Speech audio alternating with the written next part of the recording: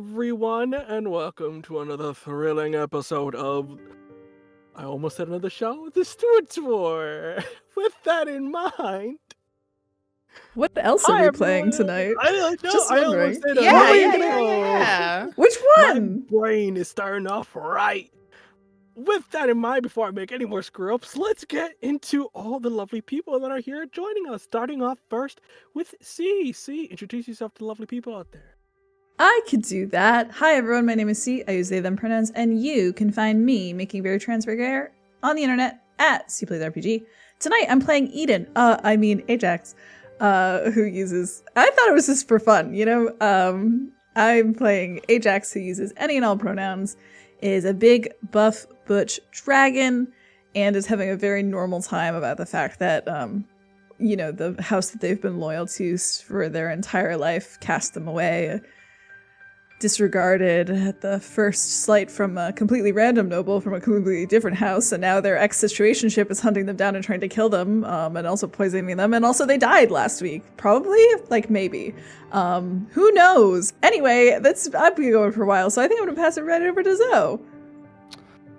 Hi everyone, it's me, Zoe, Radical Zoe. I'm the most tired person that you've ever met and ever will meet, from now, forever, and whatever the third part of that trilogy is. Always. Yeah. See, we're cooking with grease. If you like what I do, then you'll love me everywhere else. Follow me on Blue Sky or something. GG, honestly. I don't know. Hire me to write. I write comedy now. Fun fact. Yeah, I think that's it. And I'm playing Savoie, who's also tired and sad. So, art imitates real life, imitates reality. Who is also very normal about the fact that the one house that she's ever been loyal to has betrayed her. Her ex-situationship isn't hunting him down yet. But we'll see. And I'm going to pass it to V. Wow. See what happens when you I don't know where I was going with that. Hi, I'm Vin at VinVoxVA on the socials or VinVox.com on Blue Sky. I'll be playing Taika, one of two honorins, the only one on the side of the Empire. So we all struggling with house betrayal tonight. And I'm gonna throw it right back to Chris. I sense a theme here, and with that, hi! I am Chris, I am your humble GM for these preceding evenings. Now, before we start, we mentioned this online, but it's going to be a bit of a heavier episode today, so in case you met those bad boys in the chat, you can type in !war CW to see all the content warnings for this one, but in particular, this episode contains fantasy and gun violence, gore, trauma, fire, blood, grief, familiar struggles, severe weather, romance, and references to sexual entanglements, monsters and monstrosity, reference to child loss, imperialism, ableism, classism, depictions of experimentation, war, and imprisonment. If none of this floats your boat, there is a plethora of wonderful content out there for you to enjoy. You can also, if you want to follow any of these lovely people, where they are on the internet, you can type in !warcast, and see where they are on the great wide web, besides Twitter, because Twitter is actively dying. So, I think with that in mind and everything out the way, it's time for the intro. So sit back, relax, and let's catch up on what happened last time in the Stewards War.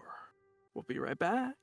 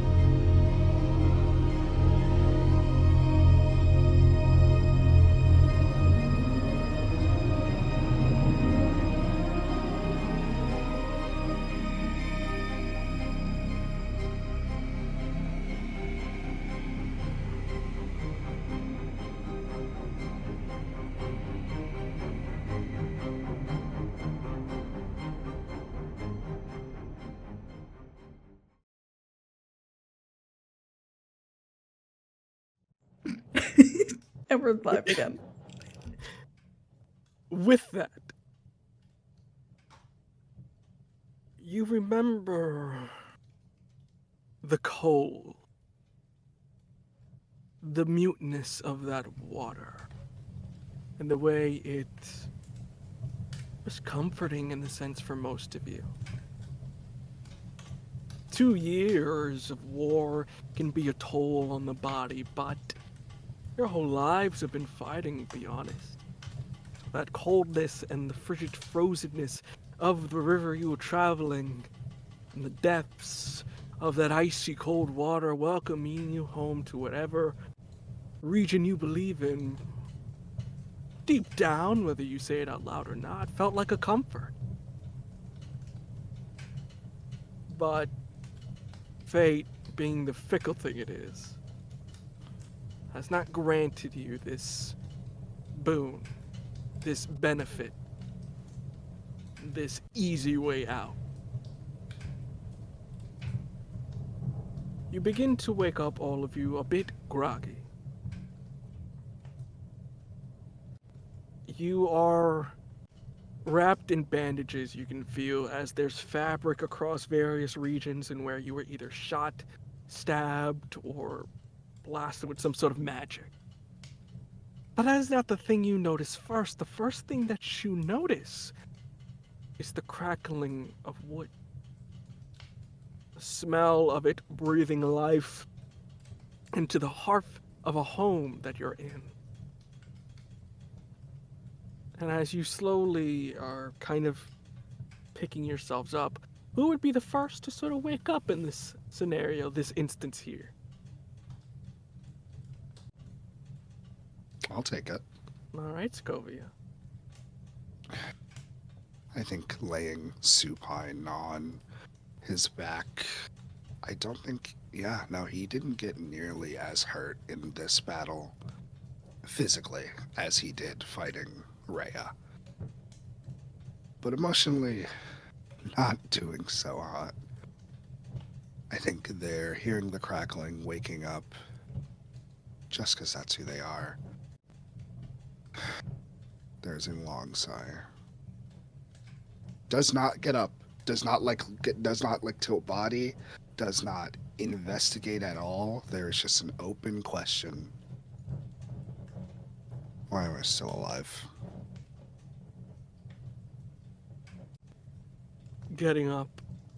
Who's next?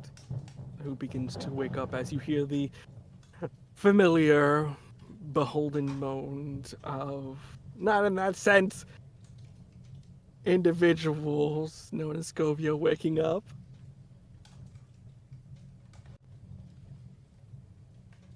It's me. Ajax curls awake like an animal who has suddenly experienced pain again. It's a sudden jerking from completely awake, like completely asleep, completely oblivious to the world, to almost a frantic jolting, like one of the very few times in their life that he seems small, seems unsure, seems startled even. That solid rock foundation crumbles and cracks outward as there's this large inhale gasp of air as they rise like just from 0 to 90 degrees upright.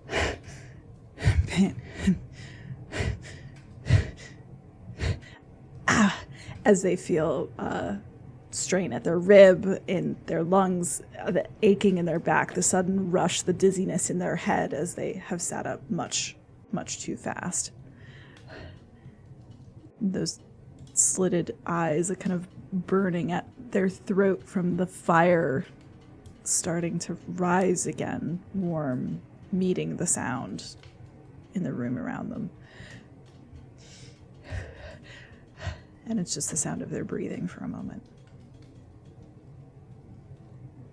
And last but not least, our lovely Taika.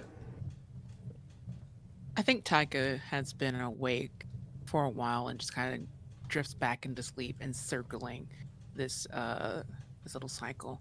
hoping that maybe this is all a dream. The reason they're hurt is because they fell off a shelf again, as they do. And once they hear like the shuffling, the breathing of everyone else, they finally open their eyes and accept that this is reality. And as you do wake up, you begin to see the room around you a little bit more clearer. The caution in your minds, it may be 50-50, as you are not necessarily within any enemy territory, but rather what looks like to be a rather mundane place. You see that the sound of the wood that is crackling is not of a building on fire or some sort of ballista getting ready to shoot you in the face. No, it is rather a simple makeshift fireplace that is crackling, providing really the only source of heat in this place, as everything else is a bit colder. It is a bit colder than what you remember, but some of us may know particularly why that is happening, as a certain dragon of a frost-like nature does tend to affect the place it's around. But either way, looking around is a curiosity. You're not in heaven, because each of you have your own separate interpretations of what that would look like.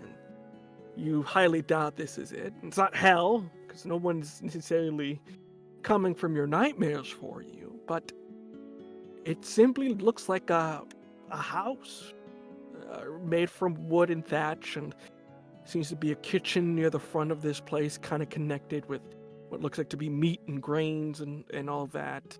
You see there seems to be also soup that's being boiled up near the fireplace, and around maybe the far back in its own little section seems to be a number of vials that you would guess are maybe for healing, but you couldn't tell from this distance. But all of you seem to be in this sort of living room, very much in like a triangle-esque shape around each other.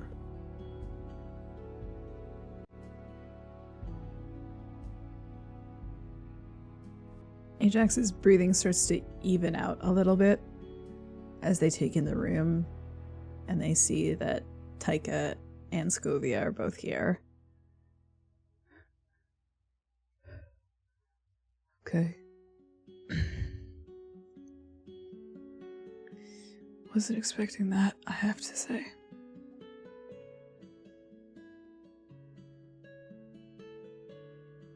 Which part? Being alive, or the river, or the flames, or the fucking cyborg? Or every manner of betrayal that any one of us could have experienced at the same time. Being Poetry. alive. Yeah. And I think this is the first time that Scovia no longer stares at the ceiling and then looks, I'm going to presume, left at the both of you. But she's not looking at you, it's kind of a hollow look.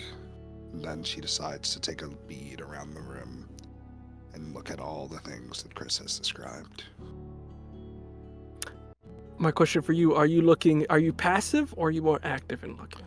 Oh, this is passive. This is the most passive Scovia has ever looked at something. She's not looking for anything. She's just trying not to look these two in the face after when she realizes that gets a little bit too heavy.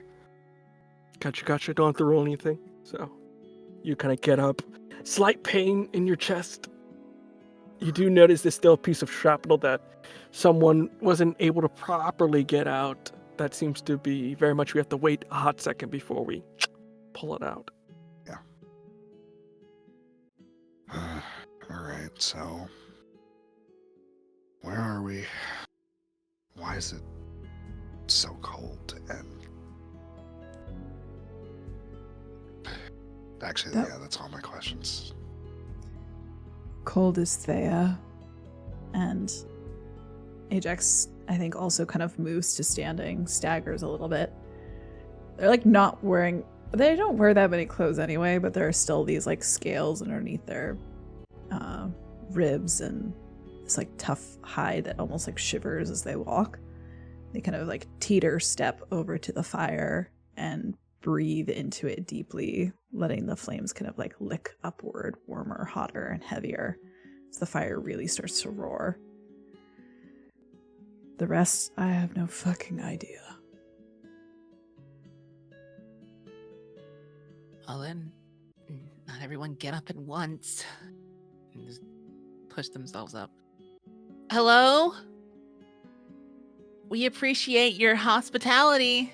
We'd like to thank you in person. Persuasion check, please. Because you know I have that good charisma. Yeah, it's charisma gang here, ain't it? Everybody know how to talk their way out of everything. So bad at talking your way out of anything. We solve with fists. My Okay, fists not are all of us. diplomacy.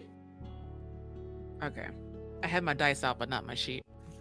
Wow. What you roll? You're curious. What was the base without modifiers?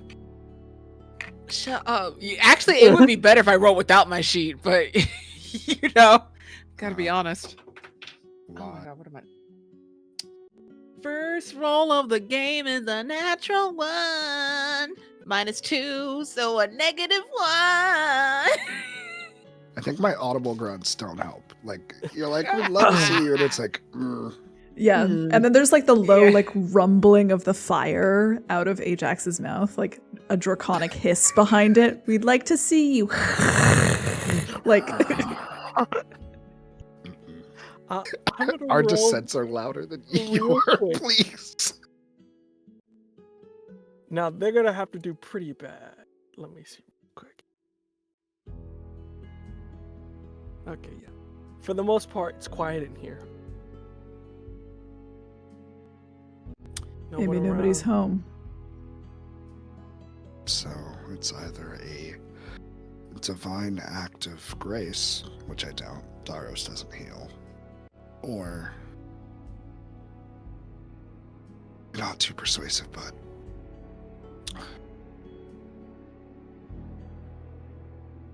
anyway, I start touching shit just because that's the easiest way to get someone to come out of. That's the easiest way to get someone to come out of their fucking room. Real quick, make an investigation check to see if you touch anything valuable. Is our weapon? I think Ajax's mind kind of turns on now, and they're like, "Where's my fucking lance?" They kind of like. It's you can make a perception check, but you're not. Yeah. You don't see anything. You're unarmed for the most part and unarmored. 14 plus a 9, or not 9. 14 plus 5, 19. 19. All right, I'll get to you in a hot second. Let me just see what the perception check here is. Perception? I was like, can I read? I think it's 12. 13, 12? But yeah. 13. Looking about, you're not really able to see your stuff, but for you, Scovia, you're going about touching things, and something catches your eye. Particularly, it looks like to be one of the knives that are kind of like embedded into the nearby sort of like chopping board is a bit different. The overall vibe you get from this place is this is, some village, whoever the hell, right? Who lives here in the middle of the woods. It's your standard freaking story. But the knife is a different story, as the value of it, as you see, looks like to be this sort of beautiful blue rock marble handle with an Acidian dark blade and gold in the back. That blade is worth this house maybe 3 times over.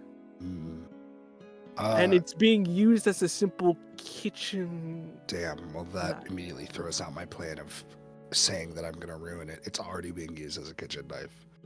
I pick it up just because it looks sick. I'm not gonna steal it. It's more like a, hey, do I know where it would be from, or is it just like a really, really good knife? You know it's from the capital, but from beyond that, you don't know. Hey, what are you? Some kind of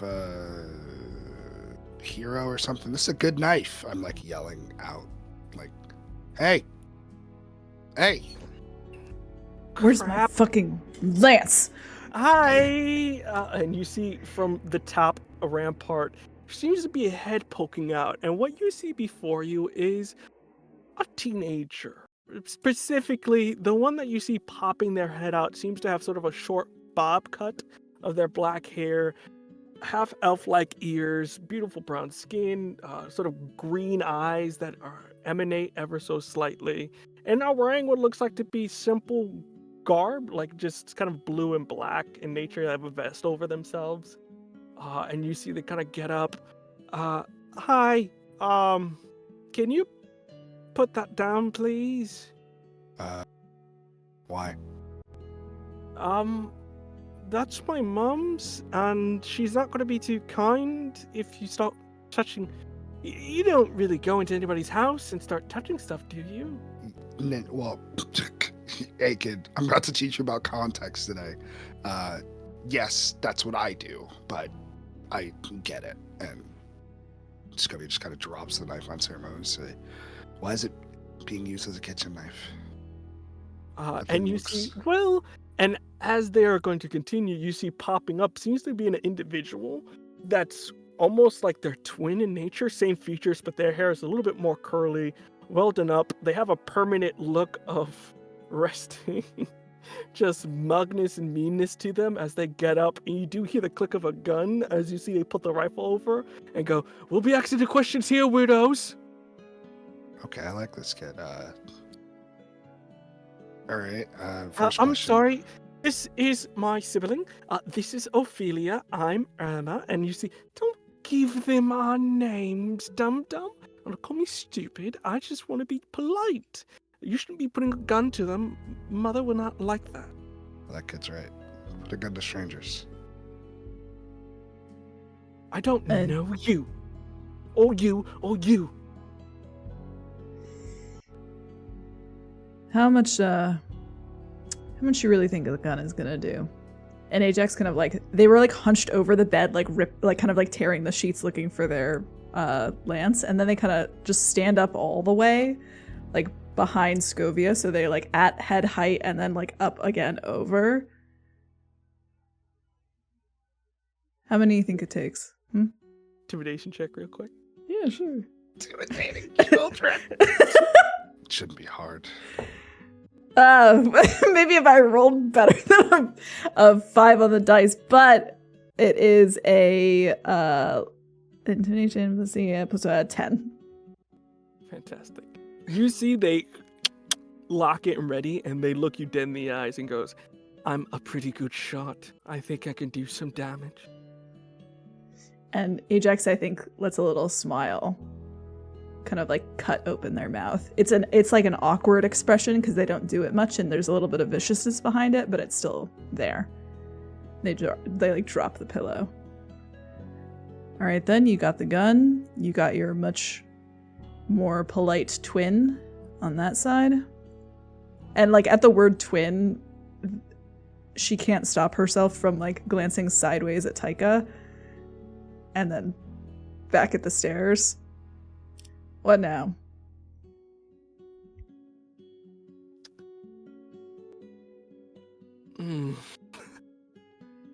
With that, you see that they kind of point over the gun in the direction.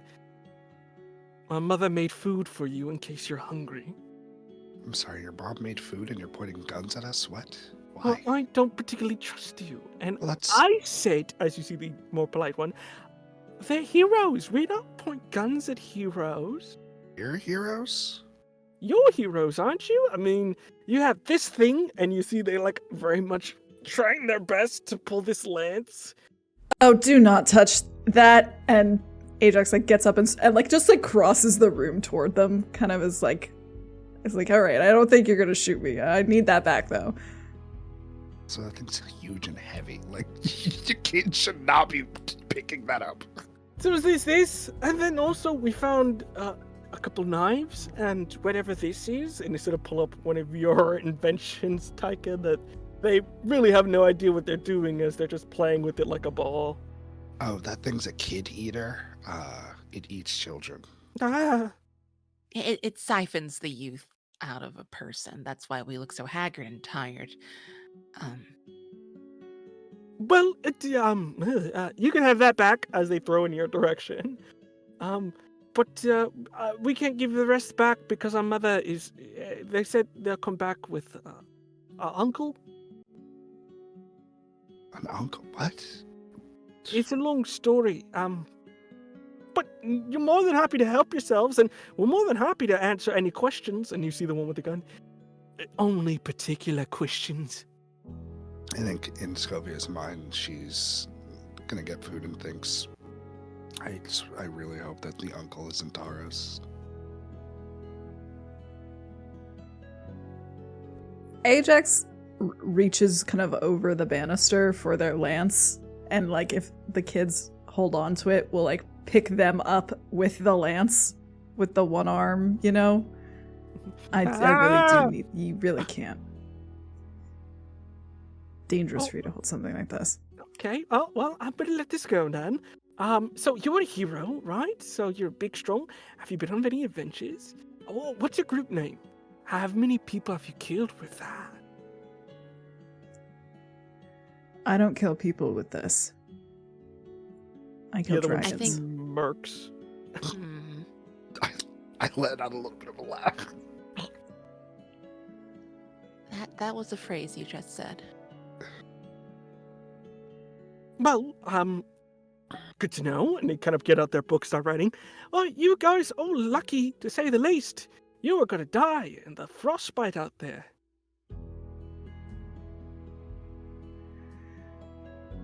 Should have let it happen. Oh, that's not good. You should never die. It's not your time yet. Oh, it was our time, kid. Trust me. Well, my mother is a fantastic healer. Can cure anything under the sun. And true. you happened upon us in the snow, and you think we're heroes. Well, you have the gear of it, and there is a war going on, so technically heroes are in high demand. You don't look like your average soldier in height or gear. You got better eyes than the last commander that they had over us. You see the other twin, Ophelia, kind of goes, unclicks the gun, puts it on the side. Here's the rest of your crap. Take it. Ajax will take it from them because they're still at the banister and toss the, like, belt loop of knives to Scovia, because who else does that belong to? So, yeah, what my sister's saying is true. You would have died out there. Your frostbite was magical in nature, so you're lucky that my mom is a great healer. And, out of curiosity, where exactly are we? You're in a Where village. your mom is such a good healer. You're just one of the villages in the nearby area. You're about... How long would you say? My calculations are correct. Carry the 3 to the 4. It may be 7-hour by horseback ride away from Coldwell Pass. Jeez. Godspeed, what? How far did we... Well, you must have took the main ring if you were traveling far. No, we Must found have. some water. Must have taken the main ring. Mm-hmm.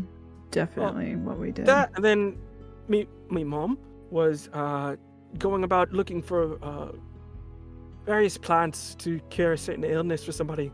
So they did have to travel a wee bit farther than they usually do. So, maybe you got lucky in this instance. We thought she killed 3 people. Would you? No! I was just, the concern of like 3 bodies and just dropping into the living room floor. It's a bit strange. Yeah. I'm assuming Sylvia still has her knife necklace that looks inconspicuous to most people. Yep. I put my weird belt loop on. I get some soup. I sit on a countertop.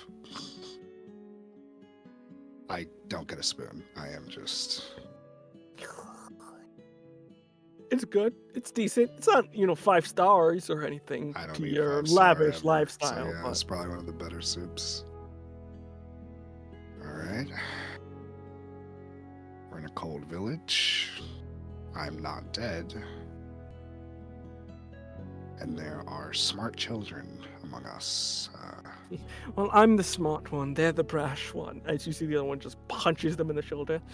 As you can see, I am right in that distinction. Childlike archetypes. Great. Any minute now. Hopefully that uncle isn't who I want it to be, and your mother will come back. She's setting a timer in her head for the narratively appropriate time. Fantastic. Going off.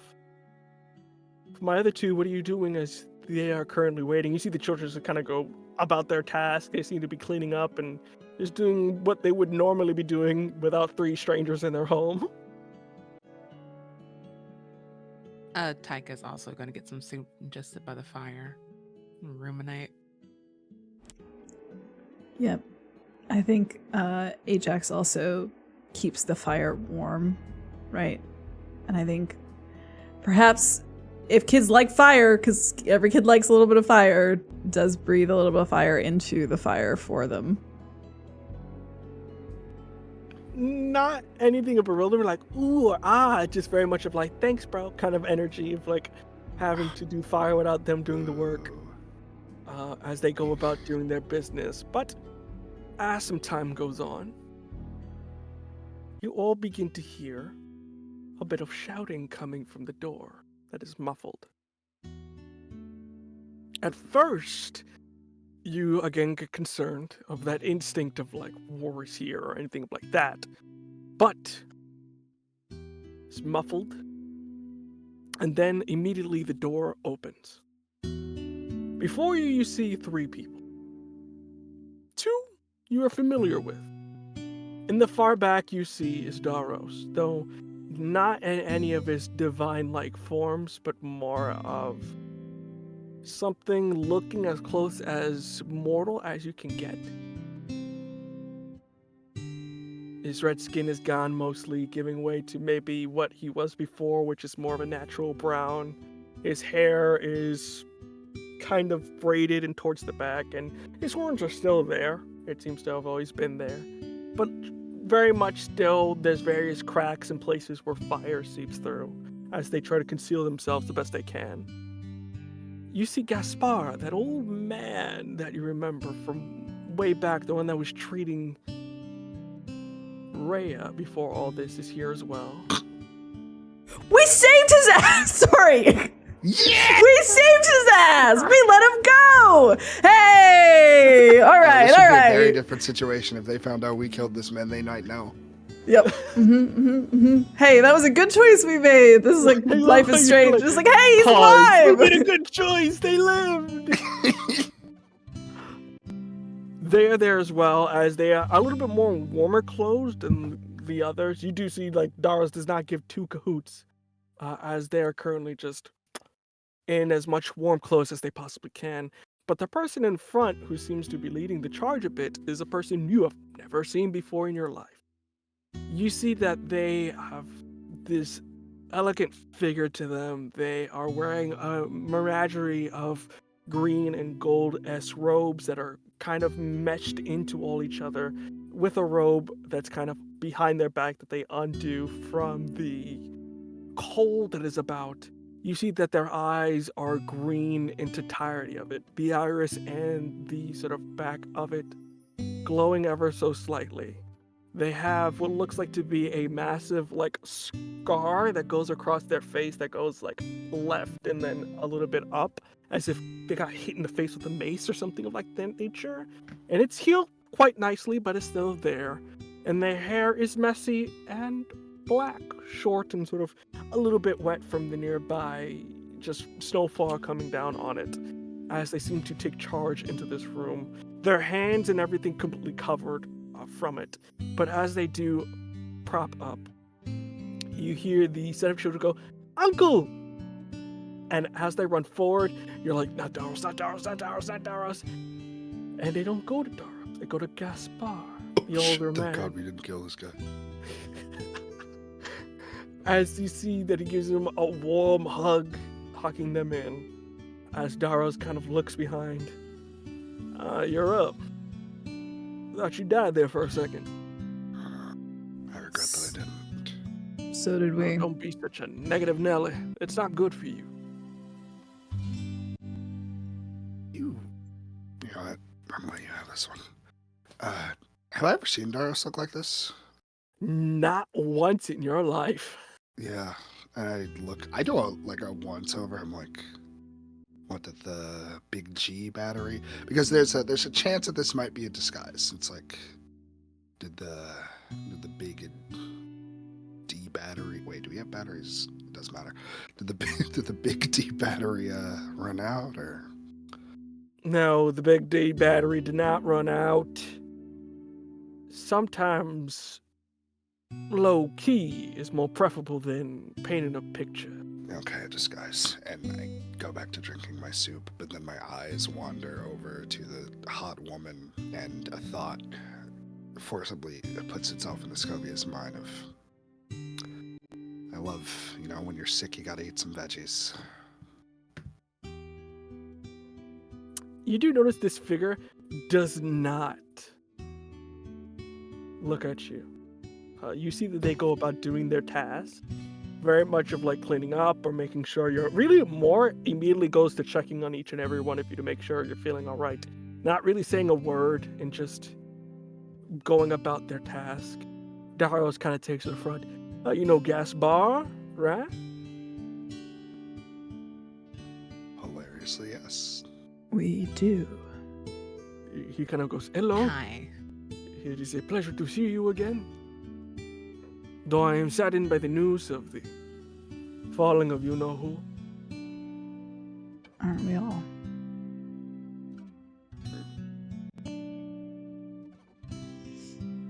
Well, welcome to a little retreat in the mountains, if you be so kind. Luckily, a friend of mine here will manage to save you from the river. Looks like you were gonna die of advanced hypothermia or frostbite, whatever the hell, Thea uses. So you should be lucky that they found you when they did.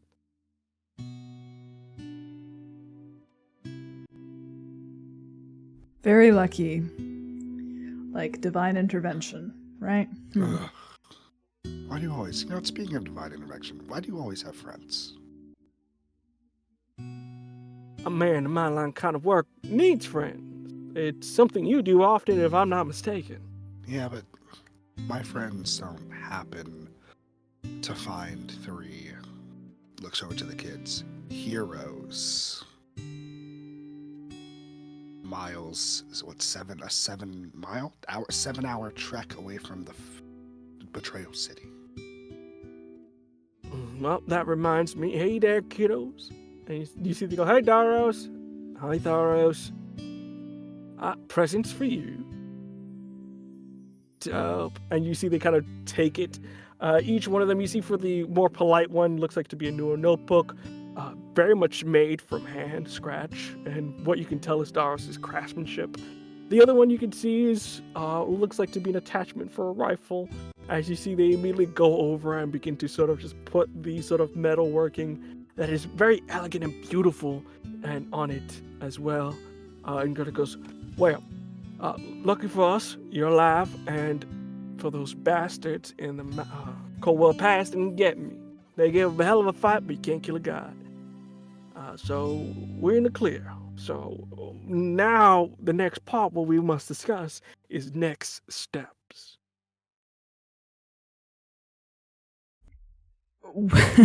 Next steps. You want us to discuss next steps, because the last time I followed any of your fucking steps, I ended up poisoned, betrayed, stabbed, blasted with cold air, and thrown into a river. Well, that's a good day in my book, if I'm being kind. Being poisoned, stabbed, and shot at doesn't mean you're not alive until then. But in all seriousness, I didn't think the Coldwells have the cojones to betray us. They will be dealt with in a manner that is the Empire's fit and justice. Now, Daros, I really need you to level with us. I'm not being negative here when I say the Coldwells were like the one last solid reinforcement group that we had in this fight that we were already losing. Well, when you say next steps, I am having a seriously hard time imagining what on the god sad earth you could be referring to. We are like 2 breaths away from no longer being the Empire.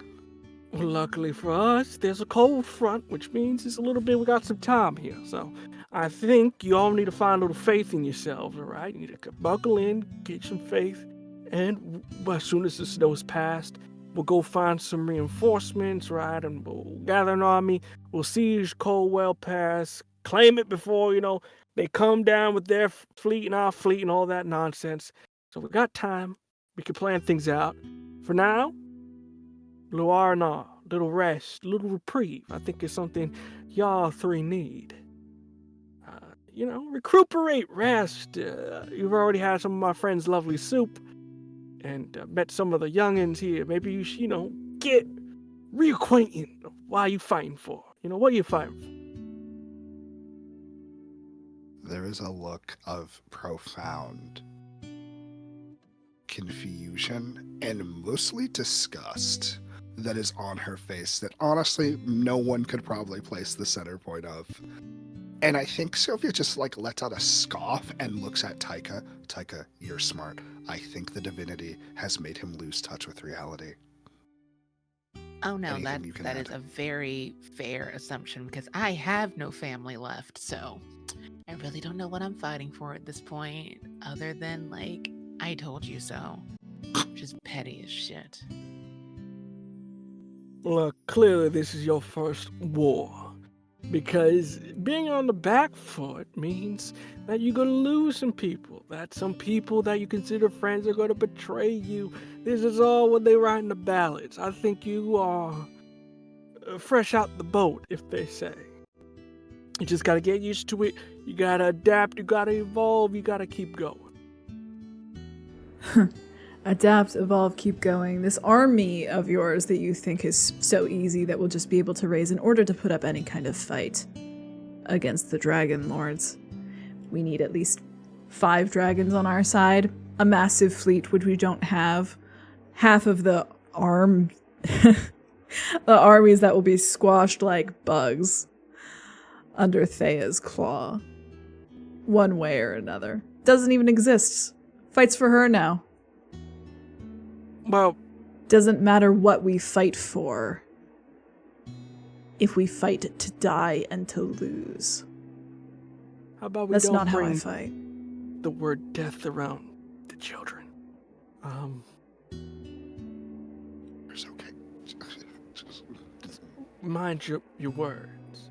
And as you are kind of talking, I will say, I'm going to pick Meeny Many Mo here to see somebody rolled perception and they didn't do too well.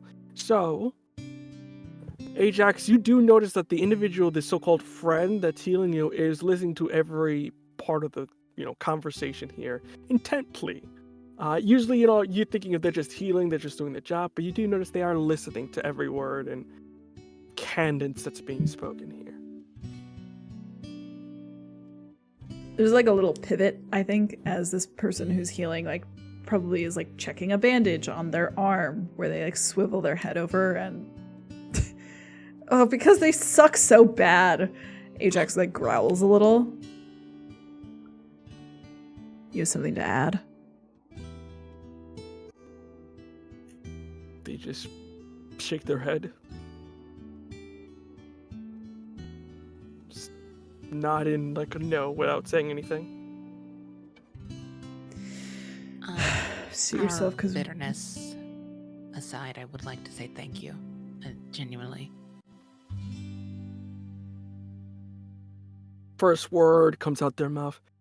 It is no problem.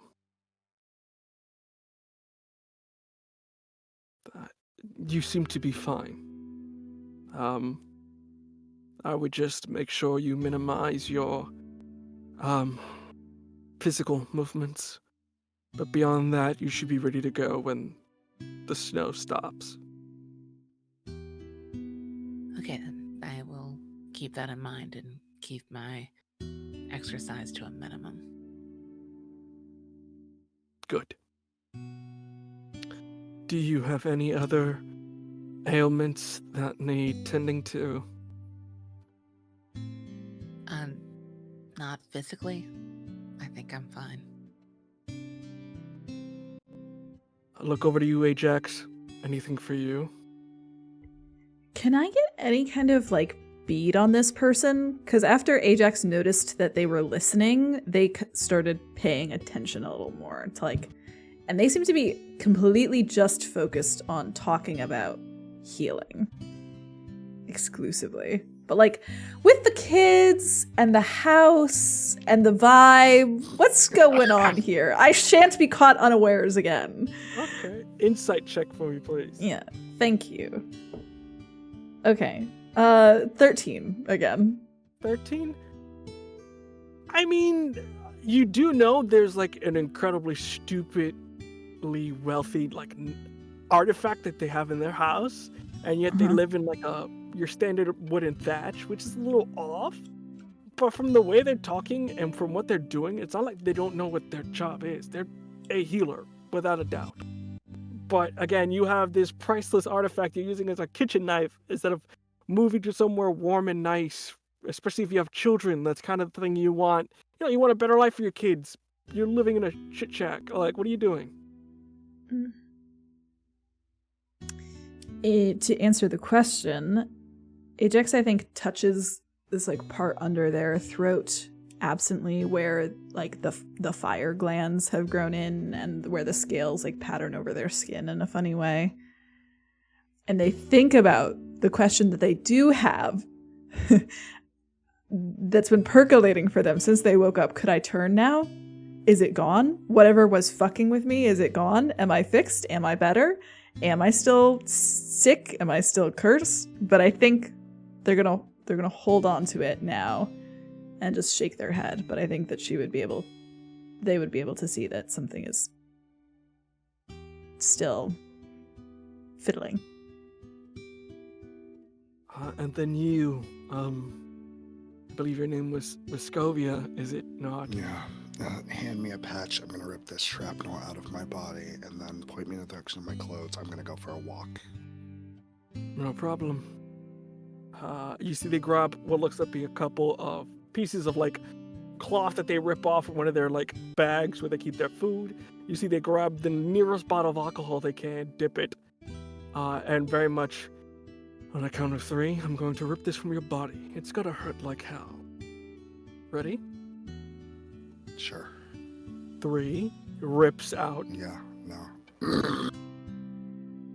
I knew that was going to happen, and yet... You're good to go. Artifact, our little souvenir, if you want, as they toss you the silver piece of the arrowhead that was in your sternum, and just toss it towards you. There is nothing but a silent rage at looking at this thing, but she does pocket it. See the shimmer of cold weld silver in that bad boy as you put it down. Stab home next time I see him. Well, you should be good to go. Again, there's a bit of a storm coming in, so feel free to use my home as you wish. You can secure whatever you need to make your journey out of here in town. They'll be more than happy to accept whatever coin you have on you, or favors if you don't. I wouldn't go spouting out that you are working for the enemy side. The Coldwells have taken... For you, it may seem like a day. It has been 2 weeks, so some time has passed. But for the most part, this is no longer safe haven territory for you. So don't be spouting your allegiances, and lie if you have to. Don't worry. Between us, I don't have an allegiance right now. And Scobie is putting on her long white coat and is beginning to walk out the door, but before she leaves, she turns back and looks at this person. And what's your name? Mira. I'm sorry, what? Mira. Mira.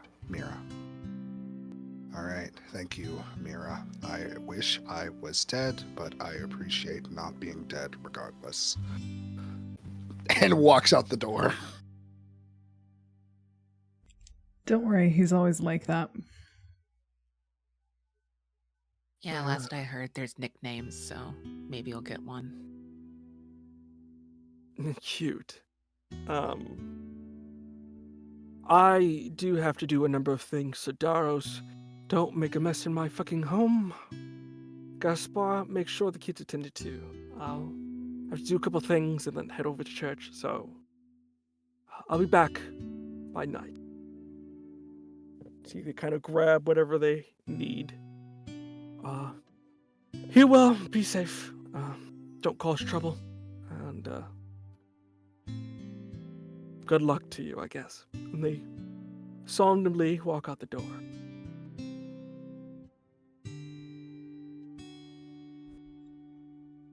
Davros, where the hell did you find that person?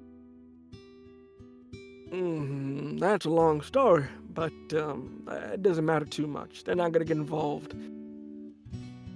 They're I don't already think. involved. Well, for them, it's easy to get out. But beyond that, look, R&R, rest up, deal with your shit, unpack it. This is a good place to do it.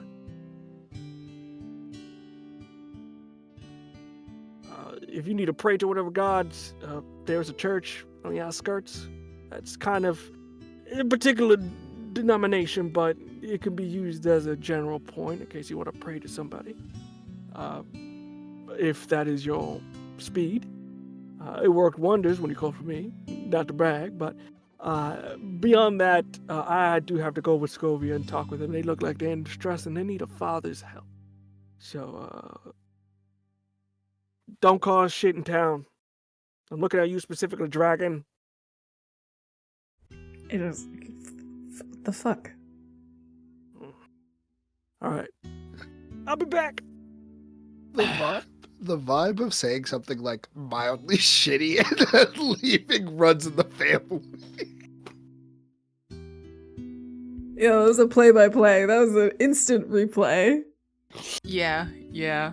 Genetic. Generational trauma, who? Come on now. And he gets off and goes off, leaving Taika and Ajax here. What are you guys going to be doing in this instance? Scovia's already fucked off. So in this instance, what are you two doing here as Gaspar and the kids are here and there's a whole town out and about? Oh, what the fuck are we doing? We have a bonding moment. I what we guess could do. so. Yeah, right? Socially, Yeah, bonding go! moment. Hey!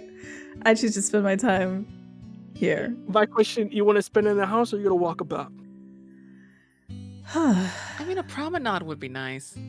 Yeah, I think if we've technically been cooped up in laying down for 2 weeks, Ajax needs to stretch, and I think they need to burn something down, like a tree, not like a house, like a normal something, So they're gonna go What melt is a some tree snow. but a squirrel's house? Okay, there we go. Yep. War criminal activity. Okay, with that,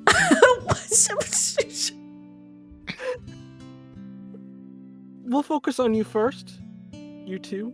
As you kind of go off, you get directions for, center, if you need food, this and this and that. And you can see primarily, it is a relatively quiet village. You see you're surrounded by a number of forests. It's incredibly underdeveloped in terms of there's no real technology here. It's very out of everybody's radar. And really wouldn't notice. You do notice that the mountain in the way back, you know that around like the front face of that is probably the dam and where Coldwell Pass is. So very much of like even though it's like 7 hours by horseback, you can tell where you would need to go if you needed to go back, or if you needed to let somebody know what direction do we need to go in. So you know where you are relatively. Whether you're safe or not, that's a different thing. Place, it's 2 weeks and it hasn't been burned to a crisp cinder or icicle, so they don't know where you are. So it's 50-50. Ajax throws a hood on anyway. Hold on, Taika. What about you? I mean, yeah, just the cloak. Just more to stay warm than anonymous, but they don't stick out too much. Fantastic. As you two go about walking through, trying to find an area that's a little seclusive, see, again, this place is relatively untouched by the war. You see that people are going about their day as normal. There are banners that have been switched up for the Empire for the Dragon Lords here. So they maybe have come to town, but very much of like, this is your new people you're working for. And then they kind of went off. So maybe you're in the past, you're clear, but for the most part, it has an element of quaintness to it, calmness, that even though with everything you've dealt with, it provides a quiet moment for you two that you really haven't gotten from the past 2 years. Ajax spends a beat looking at the banner of the house they used to serve, dutifully, loyally, without failure, without faltering. Just gonna huff at it and glance sideways at Taika, which they've been doing the entire time that we've been walking. She keeps like looking at the back of its head and then like looking away, trying to figure out how to say, sorry, we thought we killed your brother and then they came back and tried to kill you, and also we were betrayed, and also they're trying to figure out how to say it without saying exactly what I just said.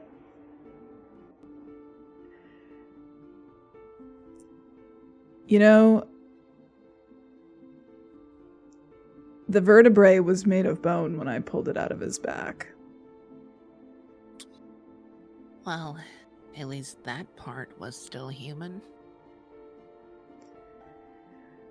Maybe I pulled out the last piece. Wouldn't that be symbolic? I wouldn't give you too much credit. It was for you anyway. Yeah, well, you're all bigger and scarier than me. I couldn't have done that. You did, though. No, I don't think I put my hand through flesh and pulled out a piece of vertebrae. I just said the scary thing. I didn't do the scary thing. Saying and doing are two different things. Aren't you an inventor? So thank you for being... Yes. I don't have a back ripper outer on my to-do list. You know, the people who are remembered at the ends of wars are the people who gave the order, are the people who had the idea, not the people who do the spine ripping. You know, that sounds more like blame than encouragement, but maybe I'm just being a little dour. I'm not blaming you. And they shoot another look at the fucking like the sigils all over the place again. Maybe we're both projecting. Maybe. You know, maybe I can also shift the blame back and say I'll make sure that the blades are remembered. The knives, the glaives, the weapons, tools. You still intend to live through the war? Well, it would be a little embarrassing to die. Yeah, it would be fuck dying. Not yet. For now. Not now.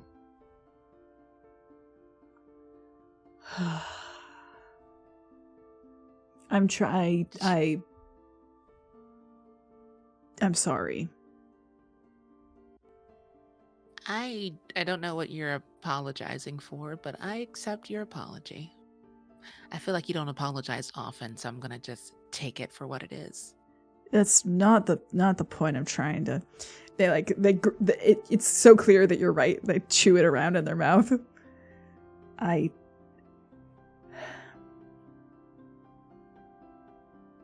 When I found out that Thea accepted the word of Tala, that she thought that I would betray the house when we were done, when we had done it, when it was finished, that I would just accepted that fucking liar's bullshit. Me think that she'd never really known me at all. I can only imagine that your own flesh and blood must sting a little bit deeper. I think we do horrible things under grief. I don't really know everyone in your fabulous dragon play, but I know emotions and how shitty they can be. In the end, they win. Doesn't matter how smart you are, how intelligent you claim to be, or what you create. With your mind, your heart still fucks you over. What are you making? So I don't know what I'm making. I'm making myself walk, making myself breathe. Gonna get that calibrated first, and then maybe I'll make some blueprints for fun.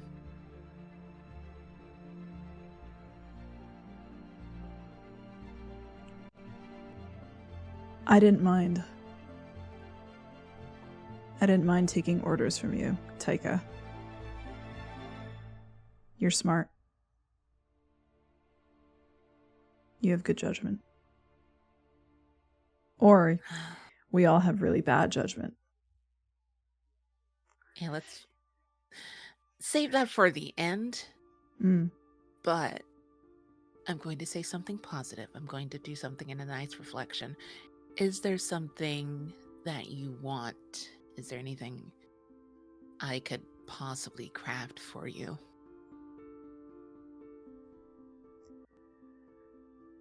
The Ironfire Islands. When a dragon comes of age. When they transform for the first time. Like Rhea was starting to do. They are put through many rituals, many tests. So much training to make themselves more powerful. That's why it's fucking snowing, and Ajax kicks at some of the snow as they're walking. It's because Thea was here. If I had that, if I had something like that, that kind of power that I was never supposed to have, I could burn it all. So, are we looking for an amplifier? Or, I don't know, what torture you have to go through training? An amplifier. I don't care if it hurts. Of course you don't. Okay. I'll look into it. Like that thing. Rhea, you and Scovia were dealing with that weird thing. Yeah, the orb and the runes. You ever figure that out, or? Above table, did I figure that out? Make a quick arcana. I'll give you advantage because it was 2 years' time. All right, where did I put my die? Oh no, she's gone. Oh, you're smart in 5th grader. Roleplay so good, I evaporate your dice. Yeah, roleplay so good. Who needs dice? Who need them? I wrote a Who need thesis 'em? on the thing. You said Arcana? Advantage. Oh, let's go. Okay, the first one is cocked. We're not gonna do that. The second one, okay, the first one is a 10. These dice hate me. And the second one, the second one is an 8, so 10. I guess not. 10 in total? Yes, it was a 6 Oh. plus 4. Oh, God. Oh, dear Lord. Oh, God. You know what? Just from me to you, because that's really bad. That was dog shit. Get 3 luck. I'm sorry. I don't usually do this, but that was dog shit. That was bad. That's your whole thing. Here, get some But luck. now we have a Chekhov's gun. We don't know what it does, so it can do anything in the future. From what you were doing and trying to study it, a little hard to study. You're in a war. Not a lot of libraries open during a war because they're either being repurposed for other things or they're no longer libraries. They're craters in the hole. From the farthest you got, these runes that are on this bad boy belong to a realm known as the Gravelands, which is kind of necrotic in nature, I guess. It's not necessarily a place people go to willingly.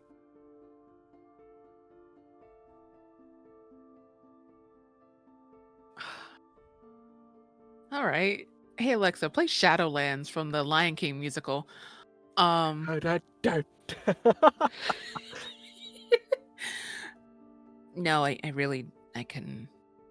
found some It's not to things, say but you nothing to can replicate. recreate it. You just don't know what the hell it does.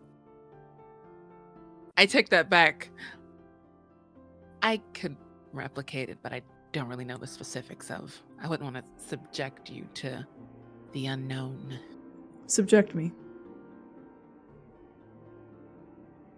I'm going to stand by what I just said.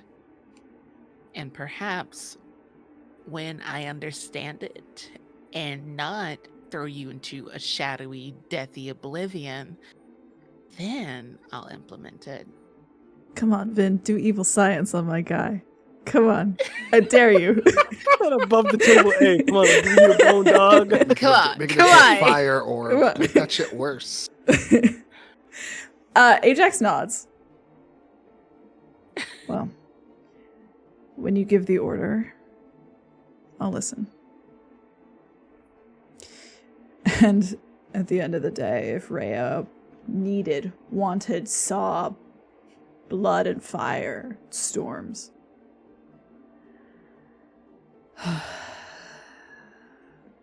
then fine. I'll bring blood, fire, and storms. Because we're not killing Tham. We're not killing the Dragon Lord herself without it. And I think that's enough inspiration to at least pull out some kind of like, not necessarily staple, but like stitched together scroll formed into like this half zine book sketch, whatever, and start scratching things down.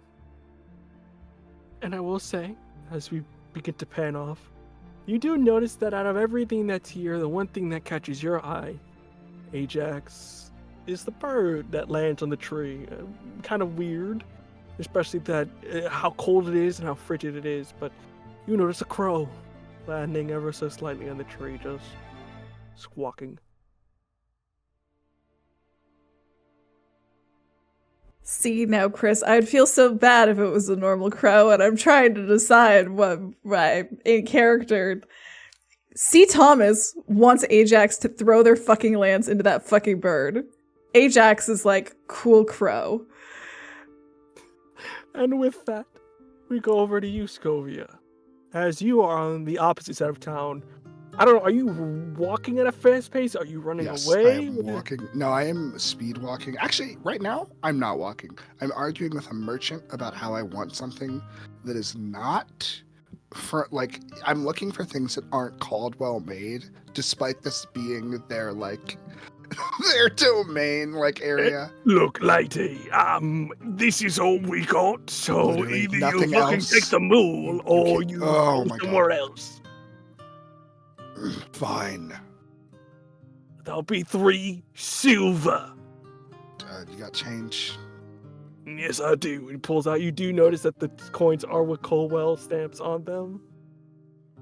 There is such a hesitancy there, such an anger, but You go to work swallows with it. me here. These are coins. I get Come it. on. It's not you. It is not you. Just, I thankfully have some Coldwell coins myself, and I just give like a gold Coldwell. You know what? I don't need change. I'm not doing math today. Sure, wrong with me, lady.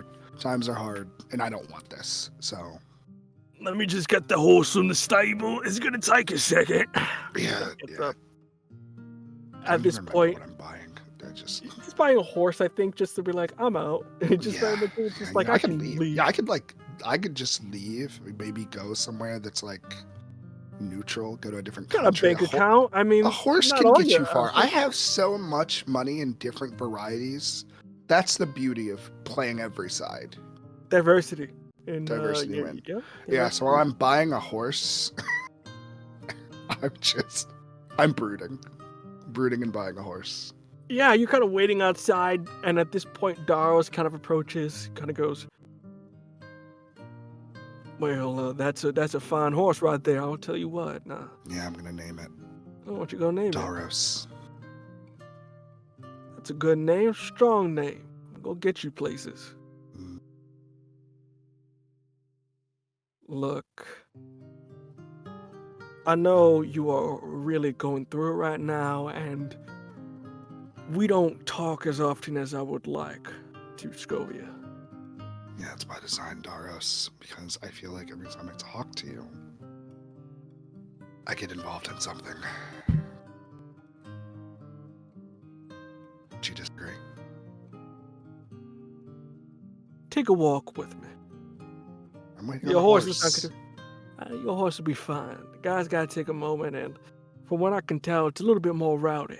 If it's gonna Right. be named Daros too, it's gonna need a second. She relents because names have power, and unfortunately, the horse will. He's right. Fine. Kind of begin to walk about the sort of outreaches of this ranch-like area.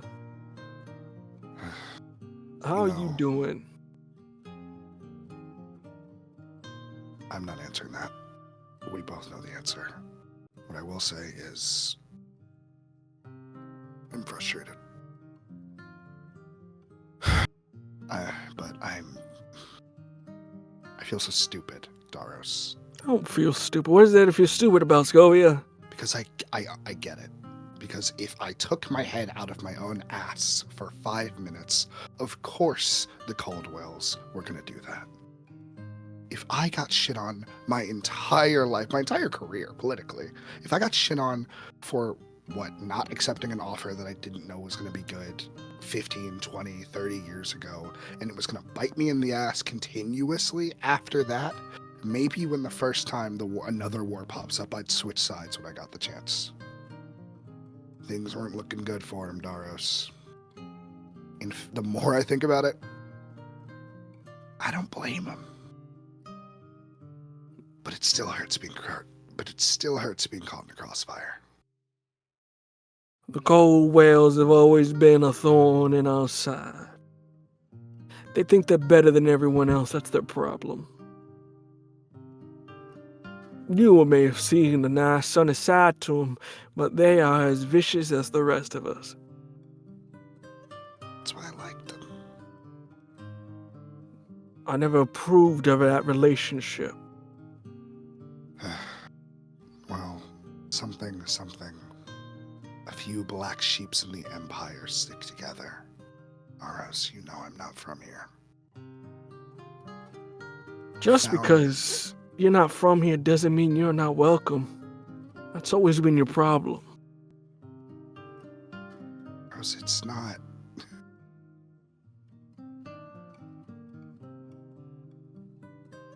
Feeling welcomed and having a welcome presented to you are two completely different things, Daros. The Empire is huge, vast, almost, what's the word, homogenic. Everyone here, they radiate the same energy, this loyalty of something I've never known, Daros. I don't live here, but I'm not from here, but I don't think you understand how much that makes me feel so apart.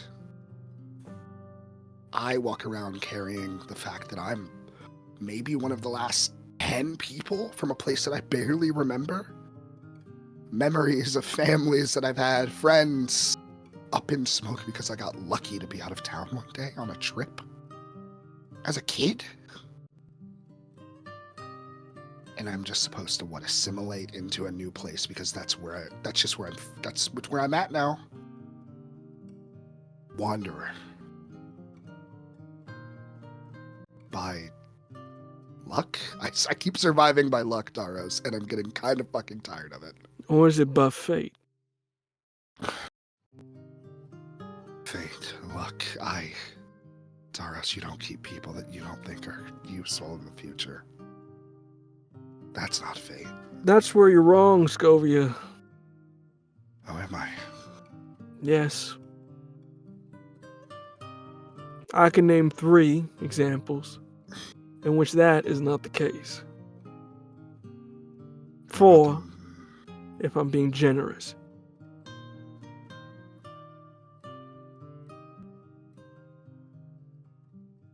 She is not looking at him in the eyes.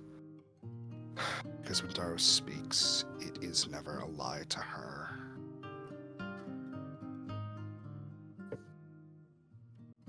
But she wishes it was. Look.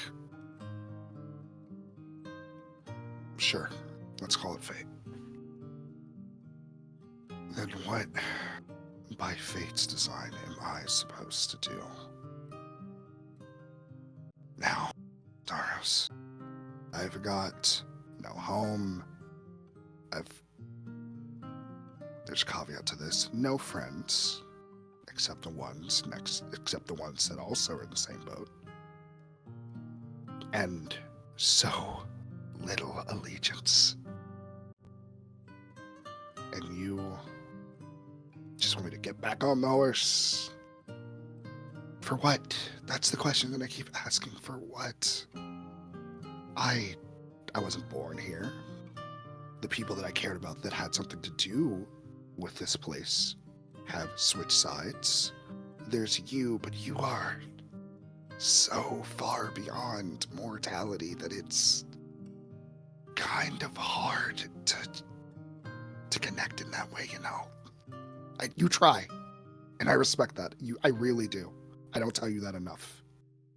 You try so much with me, and I give you nothing. I'm nothing if not grounded. But those things, they don't make allegiance. They don't make home, camaraderie. That's just circumstance. You know as well as I do, I am not one to just fly by circumstance. And neither are you.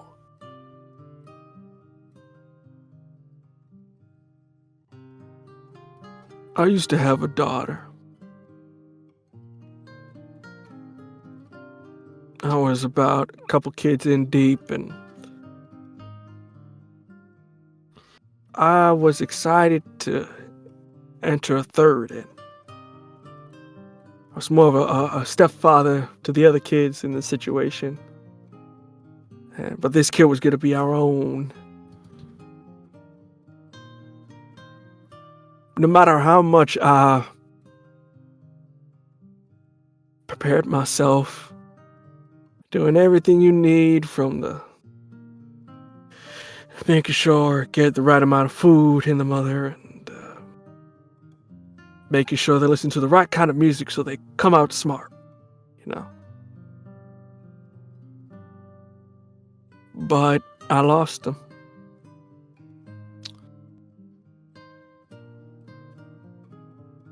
Death is the one thing I can't control. A couple weeks later, I'm in your town saving it from disaster, and what do I find?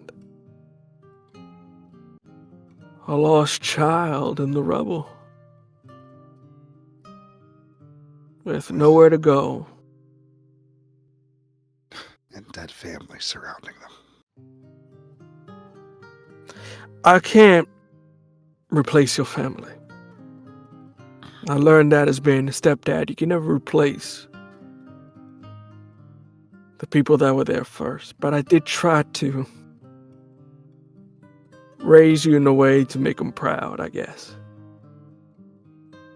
And I know you think as me of some kind of biblical figure, but I, as you see before you, it's just a mortal who got lucky. And while you may have communication issues with me, he points towards the horse, is somebody I think you'll have an easier time with.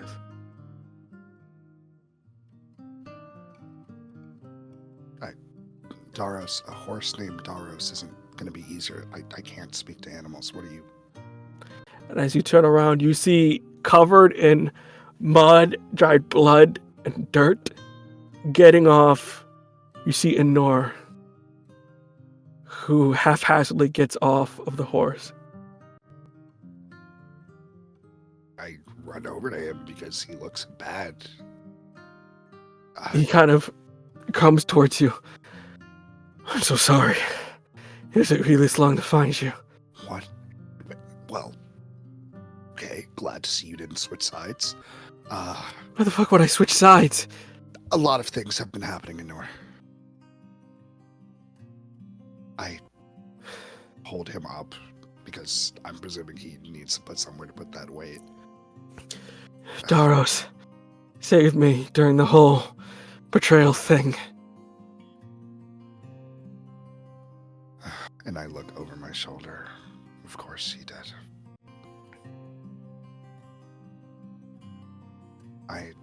One moment. I walk back over to Daros, not looking him in the eye, and then relenting and looking up.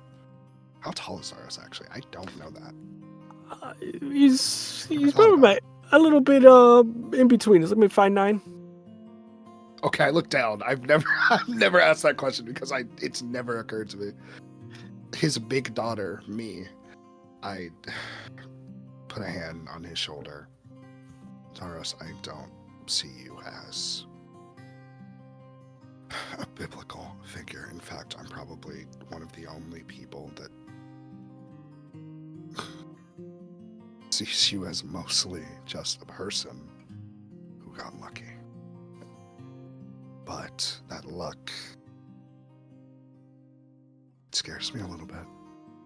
I don't know if getting too close to you was going to put me in the same position. All I ever wanted was to be a little average, move beyond just a survivor of a casualty, but being in proximity to a god kind of reminds you that that's never going to happen. That's why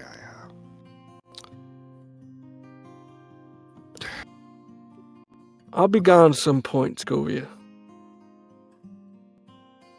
Everything that I have done, will do, and am doing is for you. Closest thing to a child I have. She can't help but look him in the eyes at this point. And with her, big hand, pulls him into a hug. I will get used to never having a normal life. And I will commit to whatever it is that you need, Daros. don't do it for me.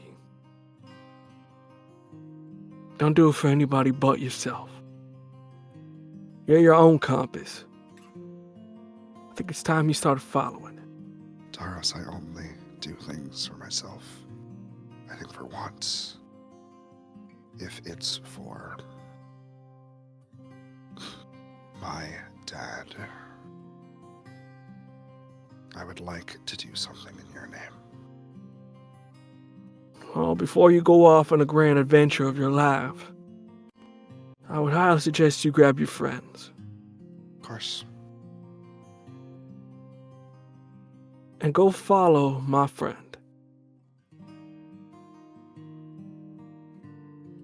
Who do you mean by that? The good old witch was making their way into the woods. And I think, like, it automatically connects that he's talking about Mara? Mira. Mira. She nods, kind of confusedly, but is like, yeah, sure, whatever.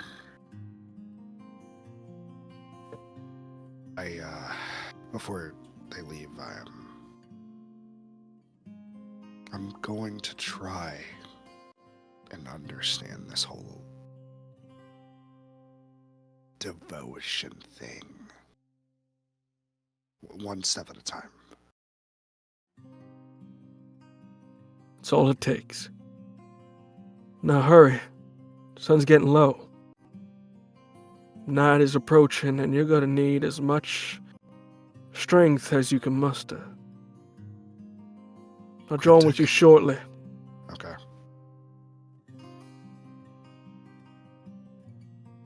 I turn to Anur. Well, you look good, but you don't at the same time. I look like shit, don't Oh, track it you're up. so pretty. It's okay. And she's just like cuffing his face, just guiding him to wherever Daros has pointed us in the direction of. Going back to town to go grab everybody else, as night soon approaches. And we'll take a quick break right there. So with that, folks, we're going to take a quick break here. So grab yourself a snack, use Zambano, and we'll be right back. See you soon.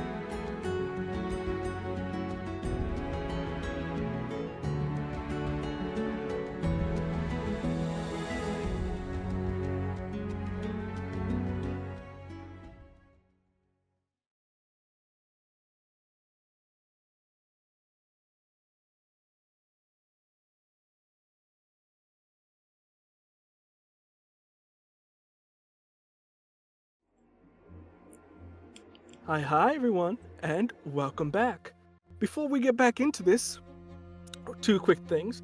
We have two lovely sponsors for our lovely series here. First and foremost, we have the lovely folks over at Tales of Valiant.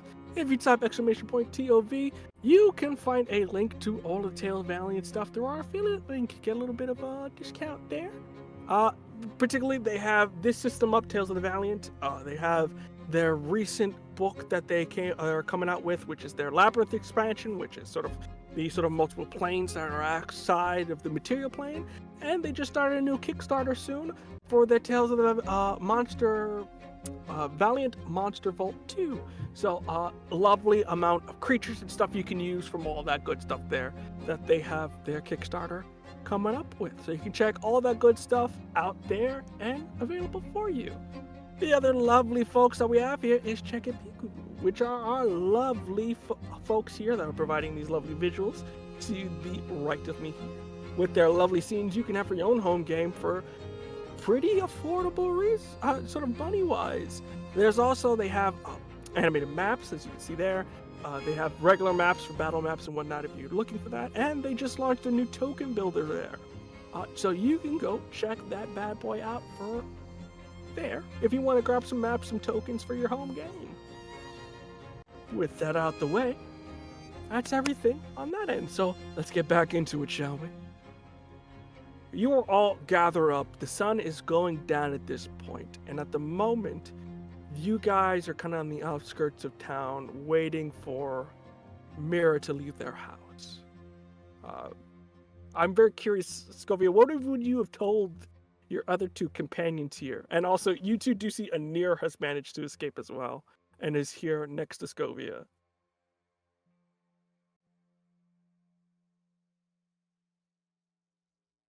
Hello, Mike. There we go. Yeah. Hey, everyone.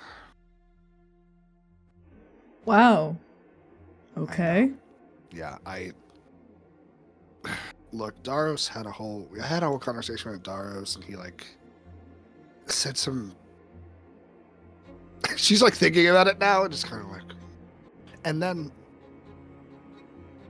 her eyes roll. Right. God stuff. Anyway, close.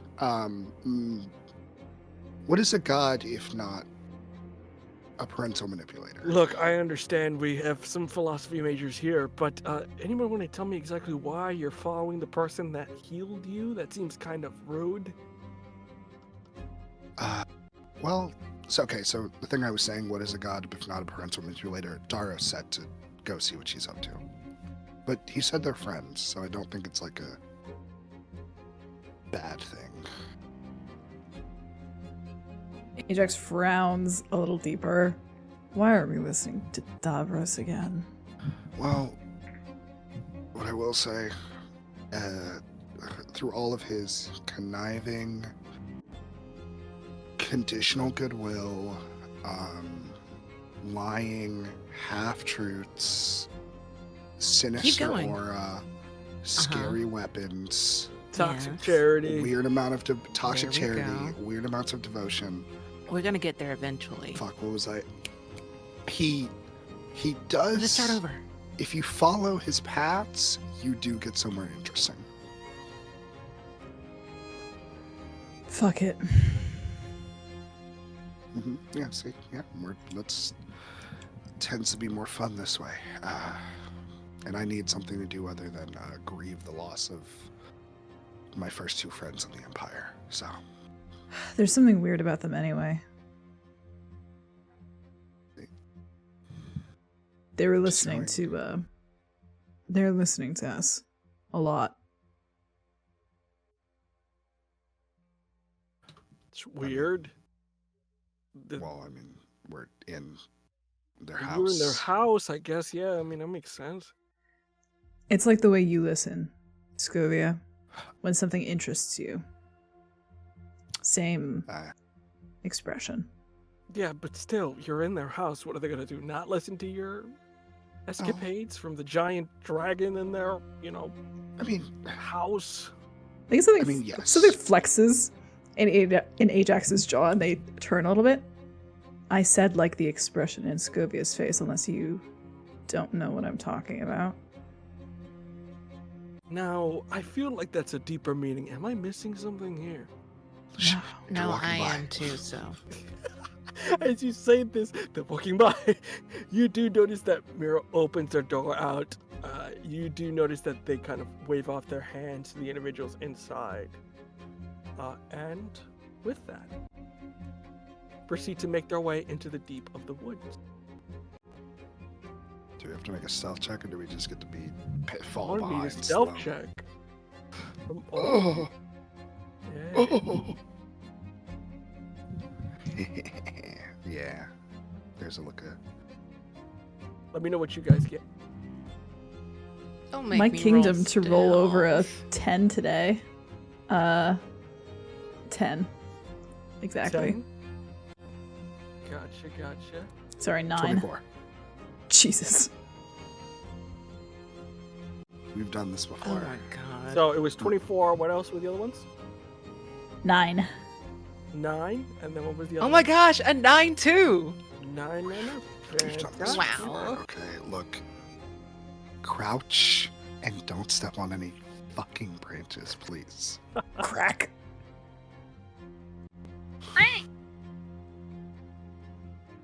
For the most That was a part, bird, sorry. it's pretty okay for the most part.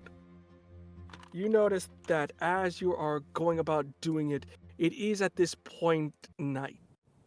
It's getting late in the day. The sun kind of begins to die down as the lanterns within the town begin to light up. Townfolk begin to go about their night and begin to get ready. Everyone here is joyful and content. They are, and essentially, words are living their lives. But something's a little bit different here, I guess.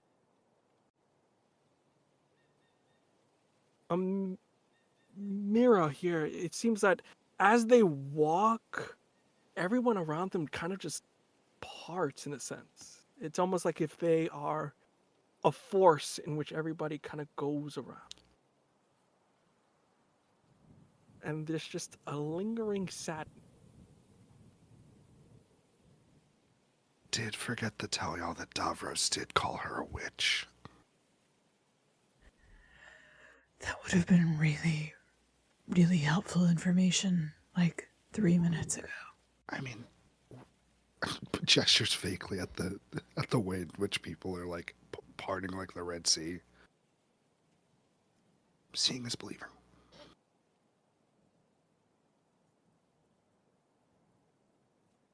You're muted.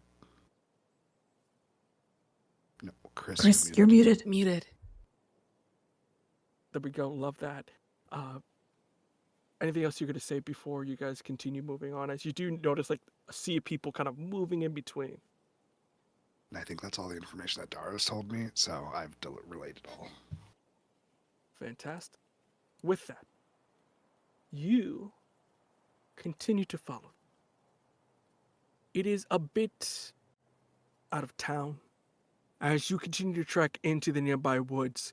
As the snow from the weather around you begins to blow a little bit heavier, and provides some cover for our curious soldiers here.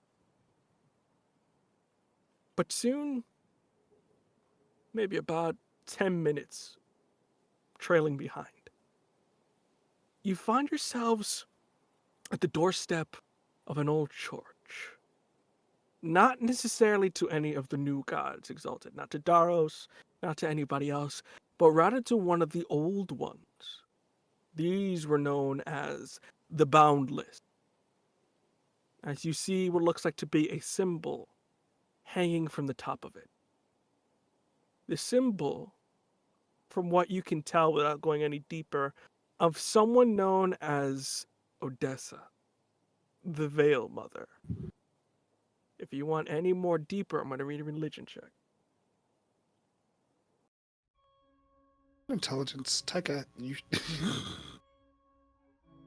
A 10. 10. Anybody Oh else? boy, oh Anybody joy. I have religion. I don't. 16. 16, fantastic. Taika? Ugh, I'm Better fuck this scared. up, Taika. Shut up!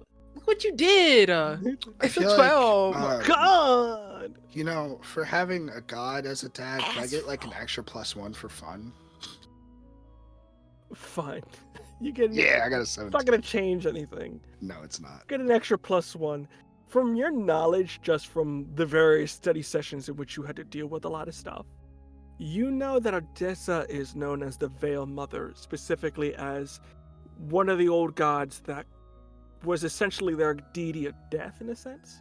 Oh, This is somebody who veiled souls from the living to the dead, and you would have to pass their veil in order to do that.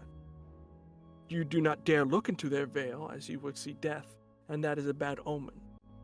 So it is very much a figure of comforting those who are deaf, rather than being like, this is very much like a comforting figure, not necessarily something of a authoritative. So more for people grieving, or more for people who have experienced some sort of loss in their life. It's just kind of a person you pray to, as they are like someone who can check behind the veil to see if the person's okay. I'm sure Scovia would love this person had they not been an old god. It's not that it's illegal or anything. It's just it's Is it hard frowned to upon? pray to something that you No. can't see, in a sense. I understand. The world has transitioned to a more like But yeah, seeing is believing. I Yeah, mean, you see literally. gods. Literally, why would I pray to something that doesn't exist? It's never helped me out personally. yeah, I'm presuming that like it's also not like considering like it's not a big thing. Like it's you don't see you don't see a lot of churches of old ones, do you? Before the emperor, before the exalted, they were everywhere. It was Yeah, the but dominant now- religion, but then they got phased out because they didn't do anything when they needed them the most, I guess. Oh, yeah, this is like the first one. This is probably I'll say this is the first one Scovia's seen. All right. And she looks around to see if like these chuckle fucks know this, have any like recollection on their face. And sees that no one has any, and it's like Even in okay. yours, just like, it's a church. I don't Yeah, know. okay. Yeah, it's a church of the old gods. The Veil Mother. Looks around as nobody Oh. knows who that is. I don't know what that is. Grief, passing through the veil, old god before the empire, etc. Where So, just to make it clear, we marched our asses out in the freezing cold in the dead of night so we can follow Daros' friend who's going to a church for an old god of grief. Is that my understanding of this? yes, but I think you're missing the inherent context of Daros being a god himself, friends with someone who's doing the old god shit, and told us to do it. So I think we're gonna see something cool. Okay, I'm we're gonna see totally something gonna cool. You all fucking can die. go leave. Ajax starts going in. Yeah, okay, great. See, this It's is Ajax! And he's- Ajax gets it. Oh, this is great. This is perfect. This is Do exactly you what just I do wanted you with my like restful do you night. gently enter in, or are you busting a door like in SWAT? I'm not trying to like scare this person. I am trying to just kind of go in casually. I'm like, let me go in first, and I do the quiet thing, and I leave the door open so the big ones can walk in quietly. Gotcha. Walking inside is a bit unsettling. Not for any particular reasons of horror, danger, or your awkwardness coming in, but more in a sense of like you're walking on something personal and private.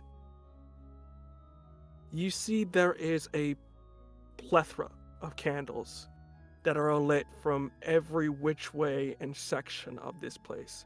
Even some that are floating on mounted stabs that kind of just hover throughout. You see in the back, this place is only illuminated by stained glass, which depicts that thing you're familiar with, Scovia, of a figure, faring souls dressed in this long, elegant purple dress that shifts from life to death. You're not the only ones in here, besides the friend, I guess, Mira. But mostly they're the only participant in a sense. They're the only person who's praying actively. Everyone else here seems to be some sort of cleric or somebody devoted to this faith who is working in this church. And you see Mira, only one there, has grabbed a lit candle and at the moment is at the front kneeling towards what looks like to be this sort of ruby red stone statue of the god themselves, who's weeping like water from their eyes constantly to a main basin.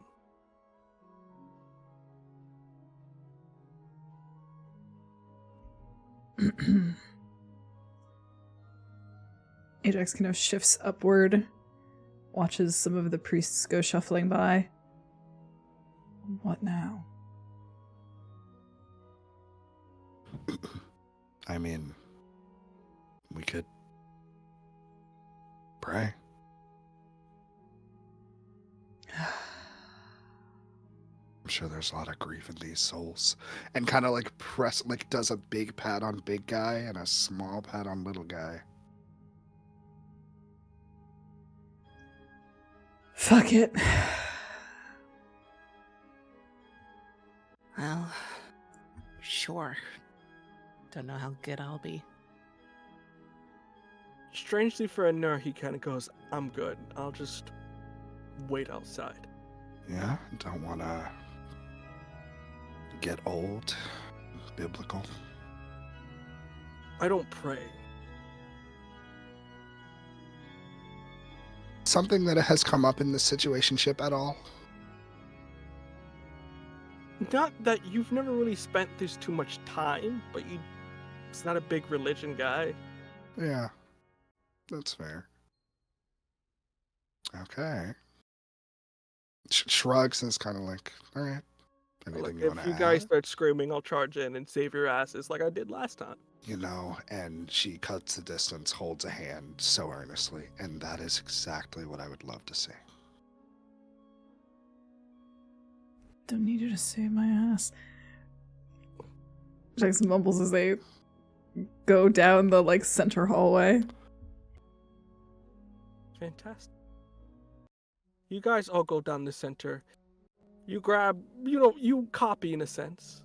And for curiosity's sake, do you light a candle for anybody? Or anything in particular? Doesn't have to be a person who's lived or died. It could be maybe a promise you never got to keep, or it could be an ideal you never lived up to, or even a pet that you lost. Chris, what the fuck is wrong with you? I'm throwing out ideas. Yeah. Heard. I'm ready. I love it. I want to hear You've I want to hear lost. Taika.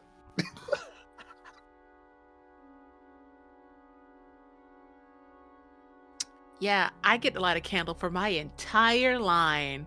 Everyone who sacrificed themselves for the Empire in one fucking candle. Yay me. Yay backstory. I'm very curious, do you do it earnestly, or are you very much of this is bullshit and just... It is somewhere in that agnostic middle where they do it for the tradition, but it's so half-hearted so they don't hurt themselves in the process. It's Fantastic. more respectful for the place than the actual ceremony of it all. Ajax, how about you? Ajax, despite themselves, I think. Having woken up after 2 weeks, Ajax lights a candle for Rhea. And the lingering grief that had sent them far, far away from the front lines for 2 years. That the promise that they made to Thea, that they would return her to the Isles safe so that she could be a dragon without being so poisoned. Yeah. They never got to see that through. Not because they didn't try.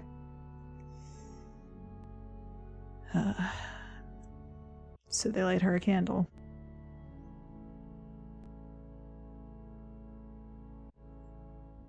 And Scovia, you light a candle for somebody. At first, she grabs a candle and lights it to play the part. And she thinks, she goes through the motion, she's kind of looking at what the priests do, looking at what Mira does, and kind of like presumably kneels in front of this altar, and she thinks, like, who is this candle for?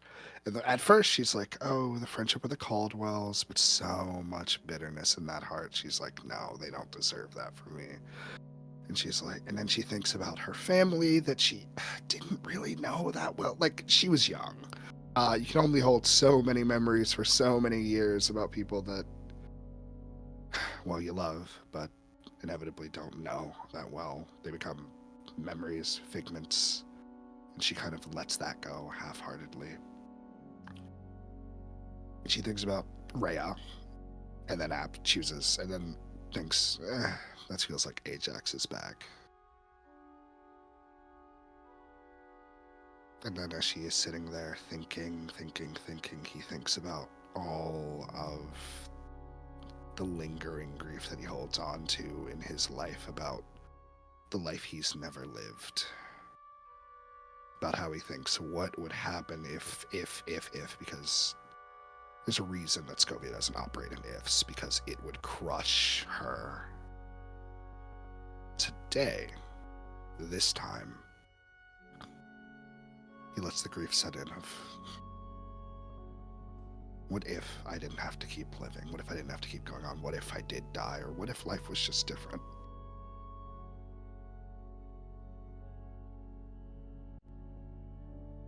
And as you go about that, I'm very curious who's closest to Mira.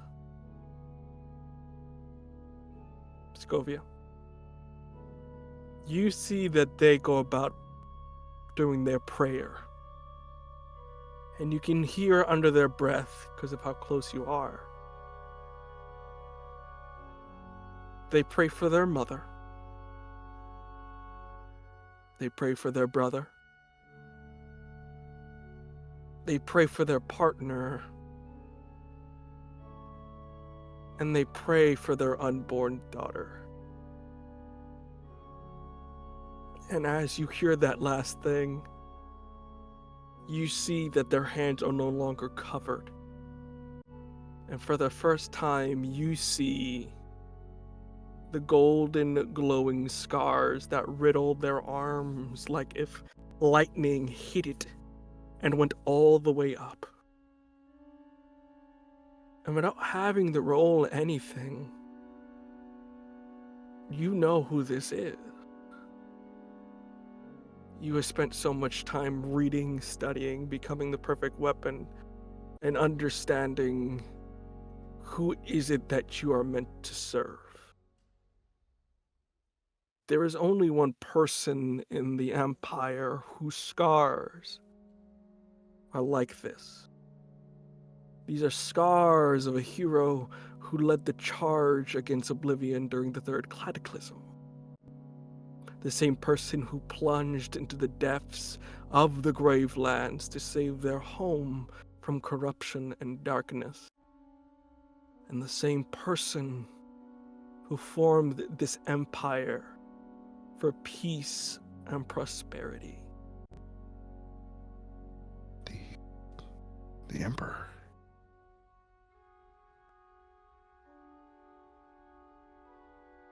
Even though you try to say it as quietly as possible, their head turns as they get up and look at the three of you. Your faith is disgusting. As they toss and finish as they proceed to go outside. I think Scovia will continue to grieve ever so slightly. And finish. Maybe an extra minute. And then a wicked smile gets on her face. Because things did in fact just get interesting.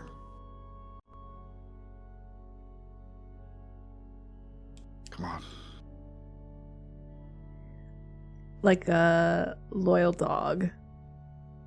And you can see it in their face, in Ajax's face. First, it's anger. And then another, like, stricken shock, apprehension, incohesion, anger again, the second time. Another flare of it. But every time they look to Taika and Scovia for direction, for to see how tight the leash is. And upon the smile, the feelings simmer down into wait, wait, wait, wait, wait, wait, wait. And they leave the candle behind, nearly forgotten. The smell of blood in their nose. Tycho whips around so fast, her tail extinguishes the candlelight as he goes forward. Like he saw lightning literally caught in a bottle. I guess what they did with the scars. And it's just mouth agape, but keeping pace.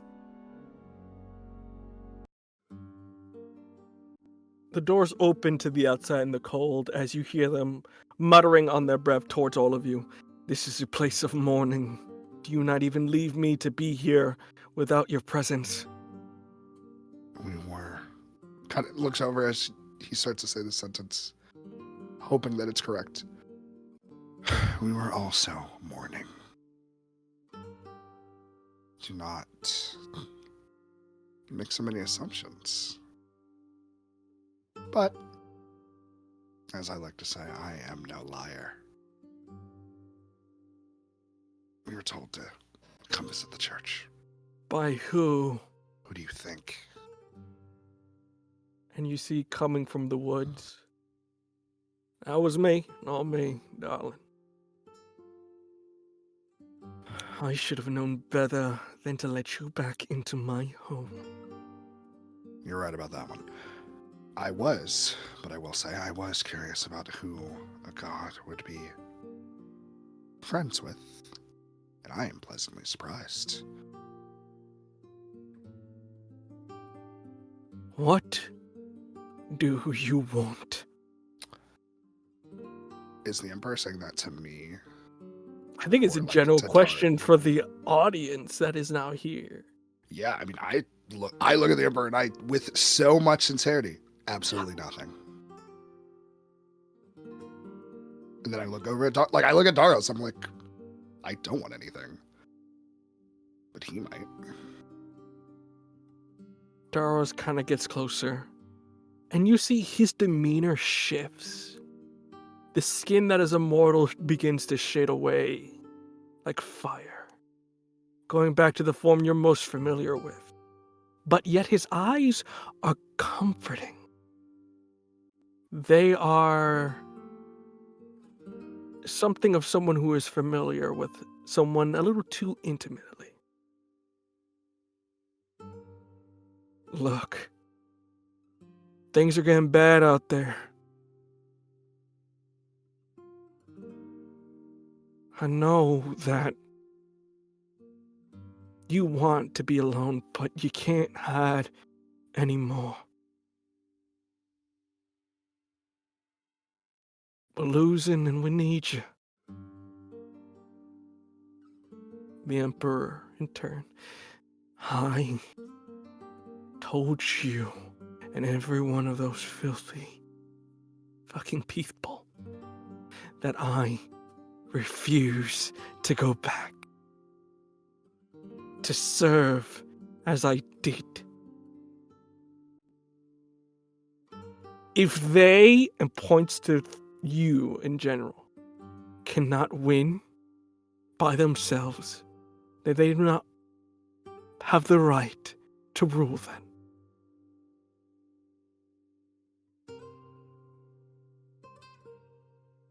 Daros gets closer. I know you blame yourself. I blame myself too.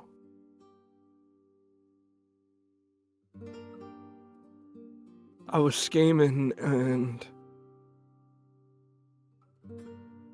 I should have been there for you. We just have very different ways of showing it.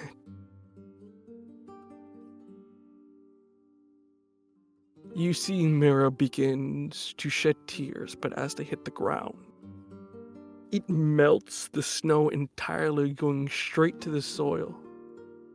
It immediately begins to spring up life.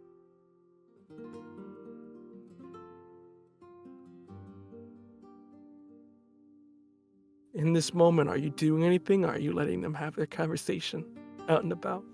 I would love to let them have, genuinely, I would love to let them have this conversation. But I don't know if they're ever going to give attention to us if we don't interject. So when there's like a long enough lull, like when I can tell that they're done talking to each other.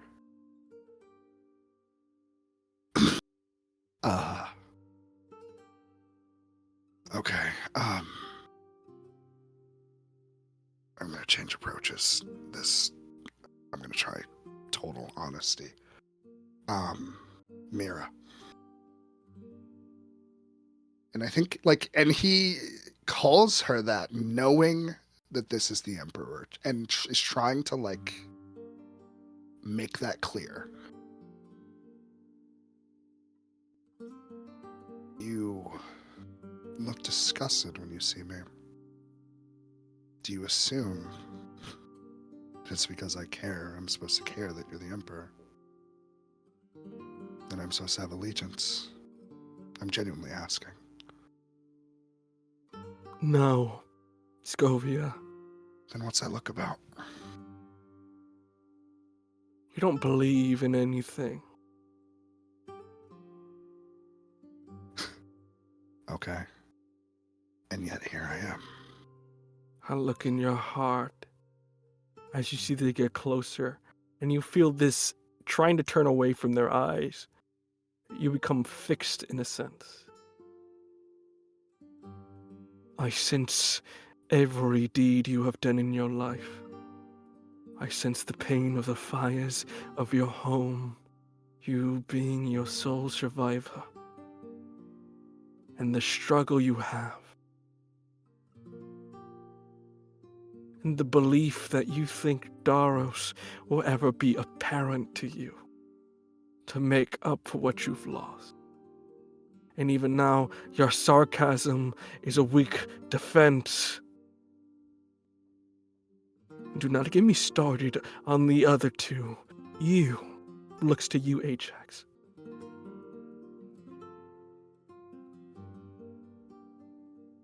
Failure, been lied to. Everything that could go wrong has gone wrong in your charge. You wrestle with this idea of loyalty to a house, when they are these weak, minute things that have always been there to use you in whatever shape and form that they want. You cry over villains, it is pitiful. And then you, still pretending to be this weak little thing, that the frame of your frail body hides the massive power behind that brain of yours. And the calculations you do at night when you think no one is listening, when you think no one is watching, of your immoral mathematics. You all are broken things, trying to find purpose in this empire. Well, guess what? There isn't. I have sacrificed so much for this fucking thing. I sacrificed my family, my very identity to this thing. You wanna know why I wore a mask? It wasn't for the pageantry or the valor of a mortal who cannot see my face. No, it was to hide the tears. The things you must do to keep an empire formed is unspeakable. and in turn, life does unspeakable things to you. I am done.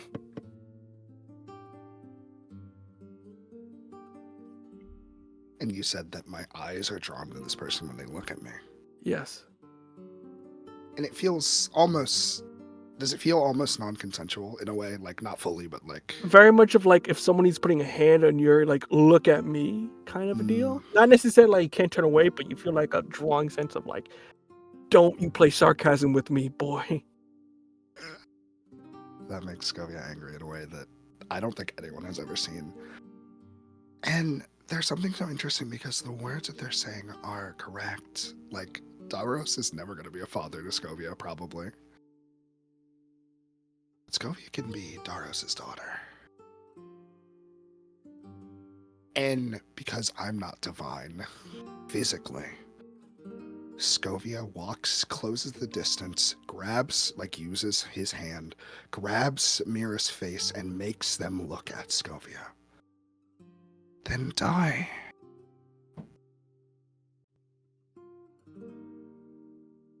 Then fucking die, Mira. Do you think And I let give a the shit if you fucking look at my empire soul? burn with you. Mira, friend of Daros. You look into my soul and want to see my yearning, the things that are deep in my heart, but you can't see the mine.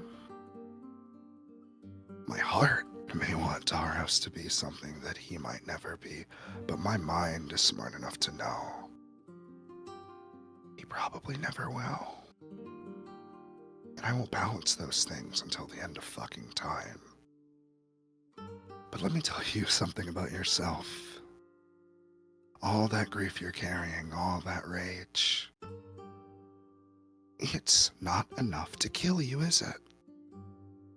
Because you're still fucking alive. So keep on lashing out. I actually am really enjoying it. Because it is showing me that you and I aren't so different. That luck that I've been running away from, that luck that hangs over Daros' head like a dark cloud,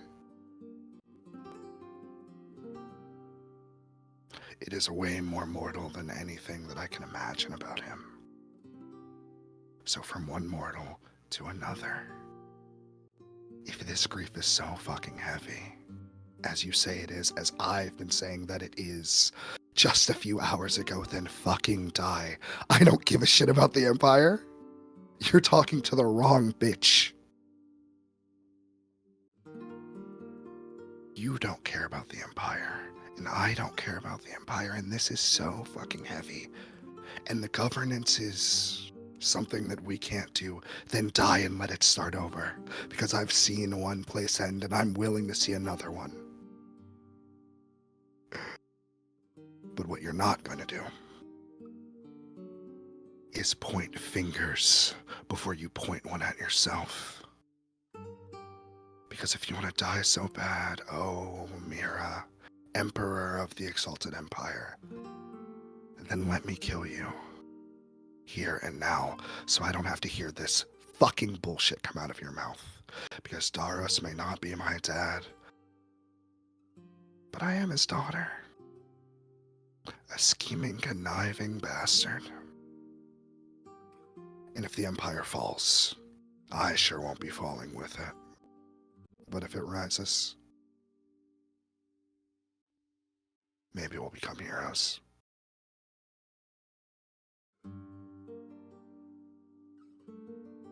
Taika, do you say anything in this instant?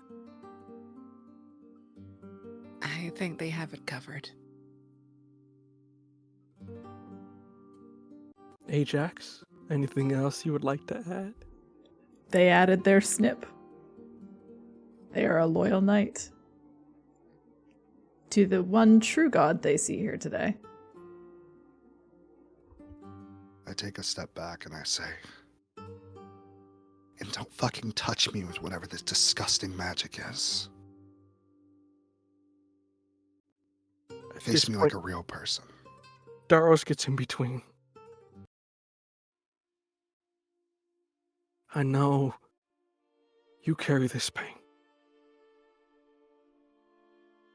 It's the reason any of us are here is because of what you did. And the actions you took. I know we lost something dear that was precious to us.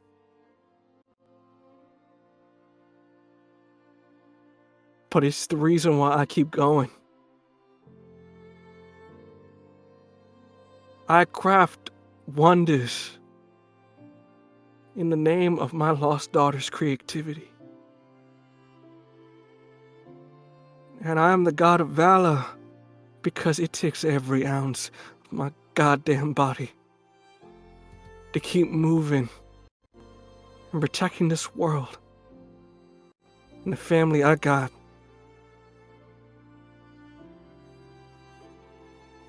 You need to remember you are not forgotten. You have stumbled, but you are loved.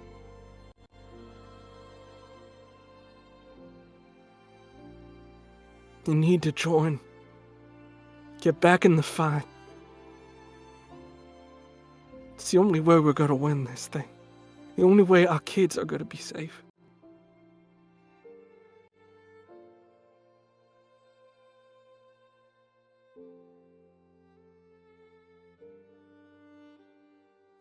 Mira takes a second. But as they do, Ajax, you hear, among the strong winds and gusts, a roar of a familiar nature. And you smell the smoke of the fires it brings.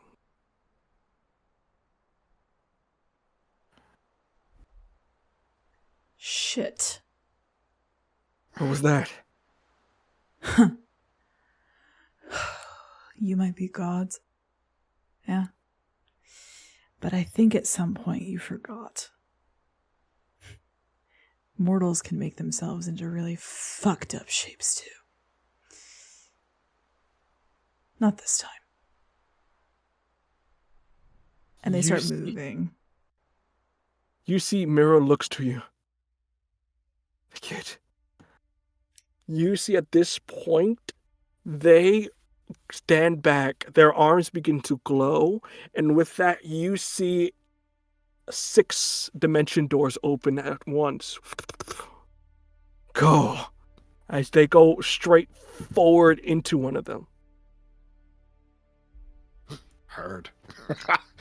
I waste no time. Don't have to tell me twice. Tyke, are you going into? Yeah, I have no reason to stay. You all go forward. At this point, whatever has happened, and in this instance, you return back to this same home, this cottage, burning at the moment. And as you see the after effects of Thea's rage in the distance, there seems to be a number of soldiers here. But the thing that catches your eye, Ajax, is you see Dala currently rounding up what looks like to be the rest of these villagers at the moment. When you say rounding up, negatively, as in like, presumably What? they're mad that we're here. Like They're and very are much, it's punishing like the search village? party instincts, negatively-ish, because it's not in the sense of like they're not actively harming at the moment. It seems like some of them are on fire, but you don't know what the circumstances for that. But at the moment, you do notice that they are just rounding them up so it's easier to question. Got it. Ajax. They don't need to be told. This order, they know. I think it's one of the first and only times they move before being told to move. They come out of their fucking dimension door. There are 2 gods here with us, one of which is the Emperor, so they can figure out what's going on with the burning cottage. Ajax needs this. It's quick. The snarl comes out of their throat as you say her name, and the lance leaves their hand a second later. Real quick, for expediency's purposes, just make a quick attack roll, no damage. Okay. Okay. 13 plus 8. Jesus Christ. Meets it, beats it, as they're both 18. You notice that as you're doing this, they're about to launch a series of questions. You immediately tie them down to one of the nearby statues as they kind of... Oh, could I get them like through the leg? Okay, through the legs, so at this point, so they can't screeching move. pain. Yep. Yeah, as they're sort of stuck there. Ah! Thala. Thala. Oh, Thala, Thala, Thala. Did you really think this was gonna work a second time? Did you really think that you would ever be able to look me in the face without poisoning me and expect to live? Did you really think that you could come here and hunt me down? I've been waiting for you, Thala. I've been fucking waiting for you. You see the soldiers want to intervene, but they run out of fear. And at this point, the villagers kind of back off. Dala is kind of in the sense of like on their sort of like arms trying to like bring themselves up. As the blood, they kind of manage to pull out the lance. The blood is kind of streaking over. What are you doing in this instance as they're sort of trying to crawl away? They're not running. They're not charging. He's walking. Slowly and deliberately. Just forward. Just to see. Just to get close, you know? And I think as they like get to the lance, they lean down, still not breaking eye contact. Lean down to pick the lance back up.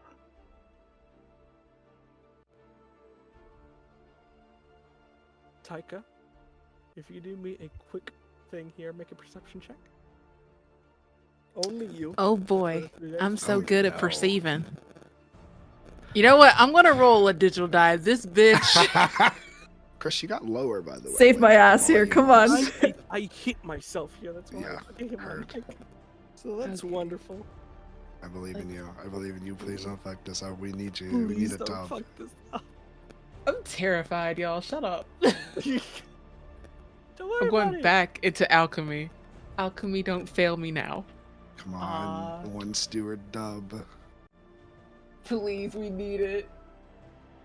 It's okay. Just Chris will believe you a lot. You lie, bro. That's You do have Is your it luck perception? points. You do You have do luck have luck, points. so you can add 3 to this. Either you can add 3 to your roll, or you can re-roll your d20 entirely.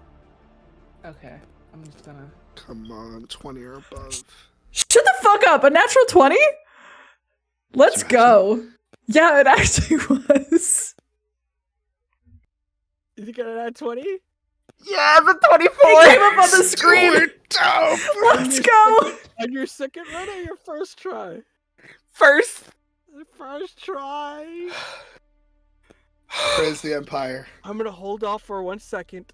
I'm gonna let Ajax say that piece here right quick before you notice something.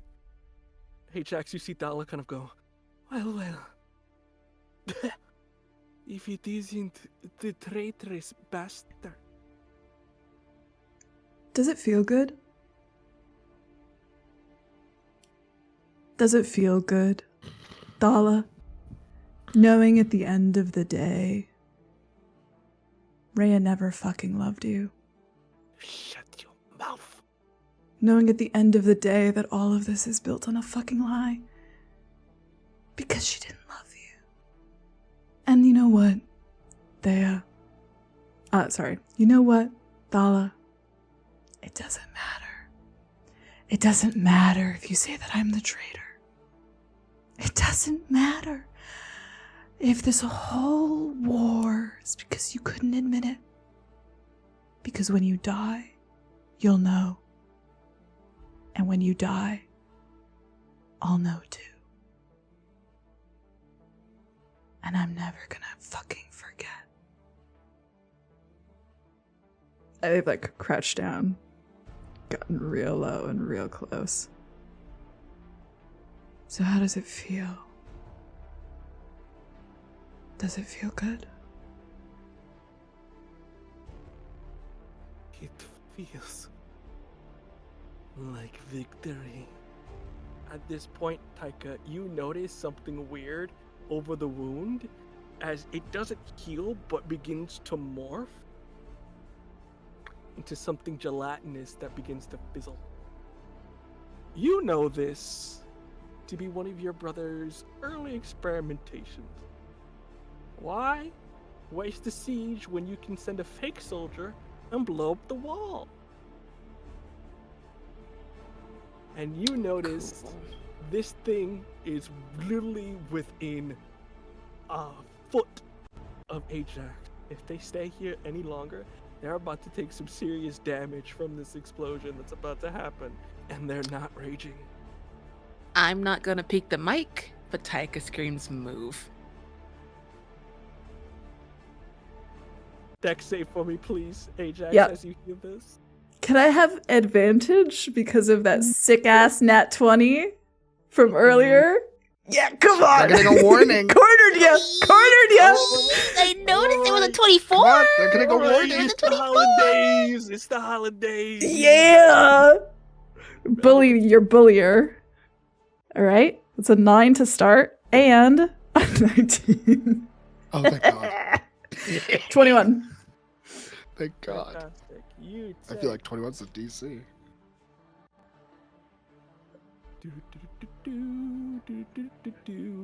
That's a normal. 30? That's not bad. It rolled 60. Oh. How much? That was a lot of HP dice do that just you popped have? up. Calm down, Chris. You see that their form begins to morph, almost like gelatinous in nature. Begins to react with the oxygen. You have to really push yourself with all your might to the side. They explode, leaving a crater in this town. The rest of you are not within the very much perimeter of this thing, as you managed to dodge out the way, as it is just rubble. Can I see if those kids are good? Are the kids fine? Can I do my rogue shit and go into this fiery building? Not having to roll anything, you're going about looking. Good news and bad news. Oh no. The kids aren't here in the sense of if Okay. anything bad happened, you would know they were around. Solid. What you do notice leading out around the house, you were gone for quite a bit, and there seems to be a trail of what looks like to be a cart that went back towards Coldwell's Pass. The kids have been snatched. Along Fun with question. Anybody else? Is that knife in here? Yeah, I'm gonna pick that up. it's burning hot. That's fine. I use my coat, so I have a singe mark on the inside. I think you grab it. You are about to leave the building on fire. Mira grabs you by the shoulder. Where are my children? They're back at the Caldwells. They've been taken. Let's go get them.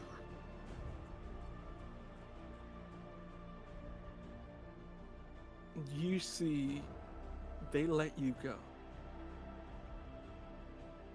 They go into their living room, and you see they punch a hole into the ground and rip off a compartment. And begin to pull out what looks like to be the banner of the Empire wrapped in something.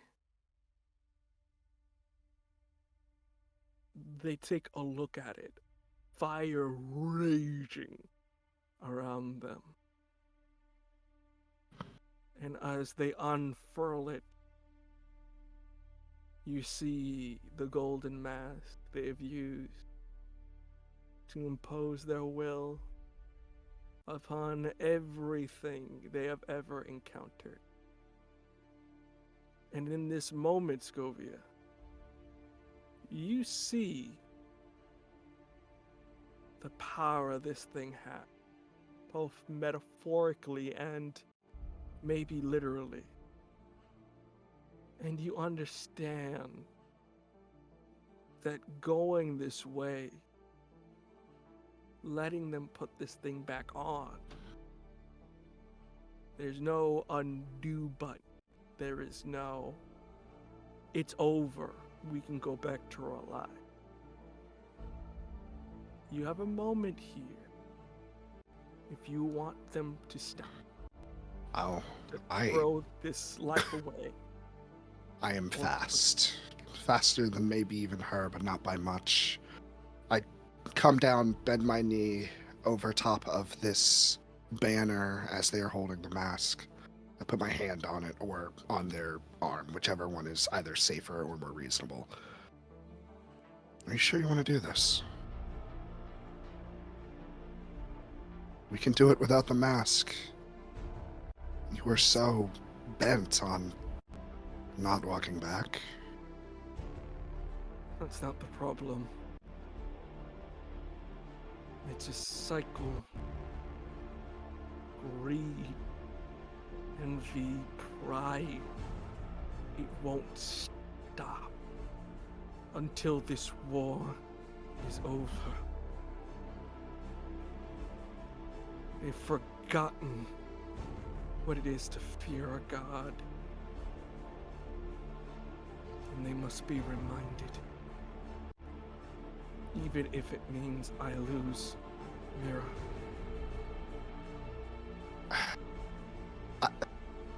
There's such a hesitation before he says this.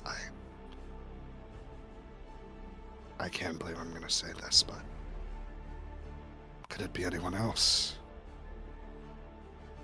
Does it have to be you? You clearly have a lot more to live for than I do, Mira. You see, they grab the mask and put it towards their face. No straps on the side to put around. It is almost like if it fits like a puzzle piece. As they put their hood on. I am the God Killer. I am the only one who can do that. As they proceed out. And you all proceed to Coldwell's Pass. And that is where we shall end our episode for today. Yay! I get so unreasonably hyped when God Killer shows up in a God Killer universe. And they show up anywhere. Wow! Woo! Emperor is a god. Of course the Emperor is a god. As you can Of see, course. I've broken my cast this time. A little bit happier, which is slightly surprising, but here we are. With that, everyone, thank you for joining us for this lovely episode of the Stewards War. With that, we're going to go in reverse order here for all my friends here so they can give them sweet, sweet plugs. With that, Vin, you're starting us off. Give the plugs. What are we, some kind of stewards? Words. Oh gosh, hi guys, I've been VinVoxVA on all the socials except Blue Sky, that is vinvox.com, which is also the domain to my website. If you want to see me be professional, I am a voice actor. Catch my reels, catch my resume, my studio specs. If you want to hire me or know someone who needs a voice actor, that would be great. I would really appreciate it. What do you think about that, Zoe? Oh my god, I guess the Stewards War really was the friends we made along the way. Oh, hey everyone, it's me, Zoe. I told you about it at the top of this, and I'll tell you at the bottom. Interesting. Gay people? Dichotomy. If you like what I do here, then you'll love what I do everywhere else. You can find me on Blue Sky, the dying space called Twitter, Instagram, all of the places at Radical Zoe. I'll be at PAX this weekend, masked up because I'm better than people, and doing work because I'm poor. Go figure. Find me on Hunter's Entertainment stuff. You'll see me doing my job. It's my pretty face making all their videos.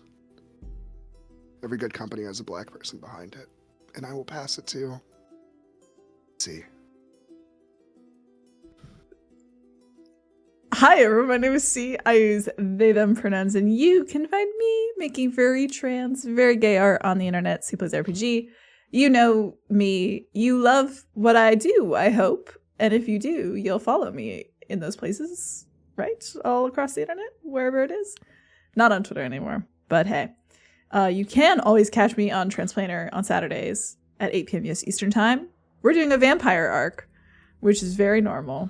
So check that out. And I feel like I was so ready to be so cute, funny, clever, and hee hee ha ha, but God Killer, my beloved game of all time. That's all I gotta say. Chris, I'm pleased as punch. Honestly, I'm not even mad. This was a good one. Yeah, no, This is a good one. This is a great lore episode. Hi, everyone. I've been your GM for these preceding evenings. You can find me on Twitter, though I'm not there much because it's more like Twitter Wasteland version, so I'm kind of there. But you can find me mostly on the Bluer Skies at the same tag, which is VO Cologne, that's COLON. It's all one word, on the Blue Sky. In terms of what we got going on here, no episode of the Doomsayers this week because PAX is happening, so we got folks going over there. But on Monday, we have a very, very special charity one-shot with some of the lovely folks here and one other person, as TMI is coming back for a Die Hard special. We're doing a Die Hard! It's gonna be fun. We're raising money. We'll have giveaways and stuff, so go check it out. It's next Monday at 7 p.m. Eastern. So check that out when it comes, and we'll talk more about that later on in our socials about what exactly you can donate and who is it going to and all that lovely stuff. But until then, everyone, we hope you have a lovely week, especially to those folks going over to PAX, and we can't wait to see you next week for another thrilling episode of the Stewards War. Until then, everyone, we hope you have a lovely week. Bye-bye.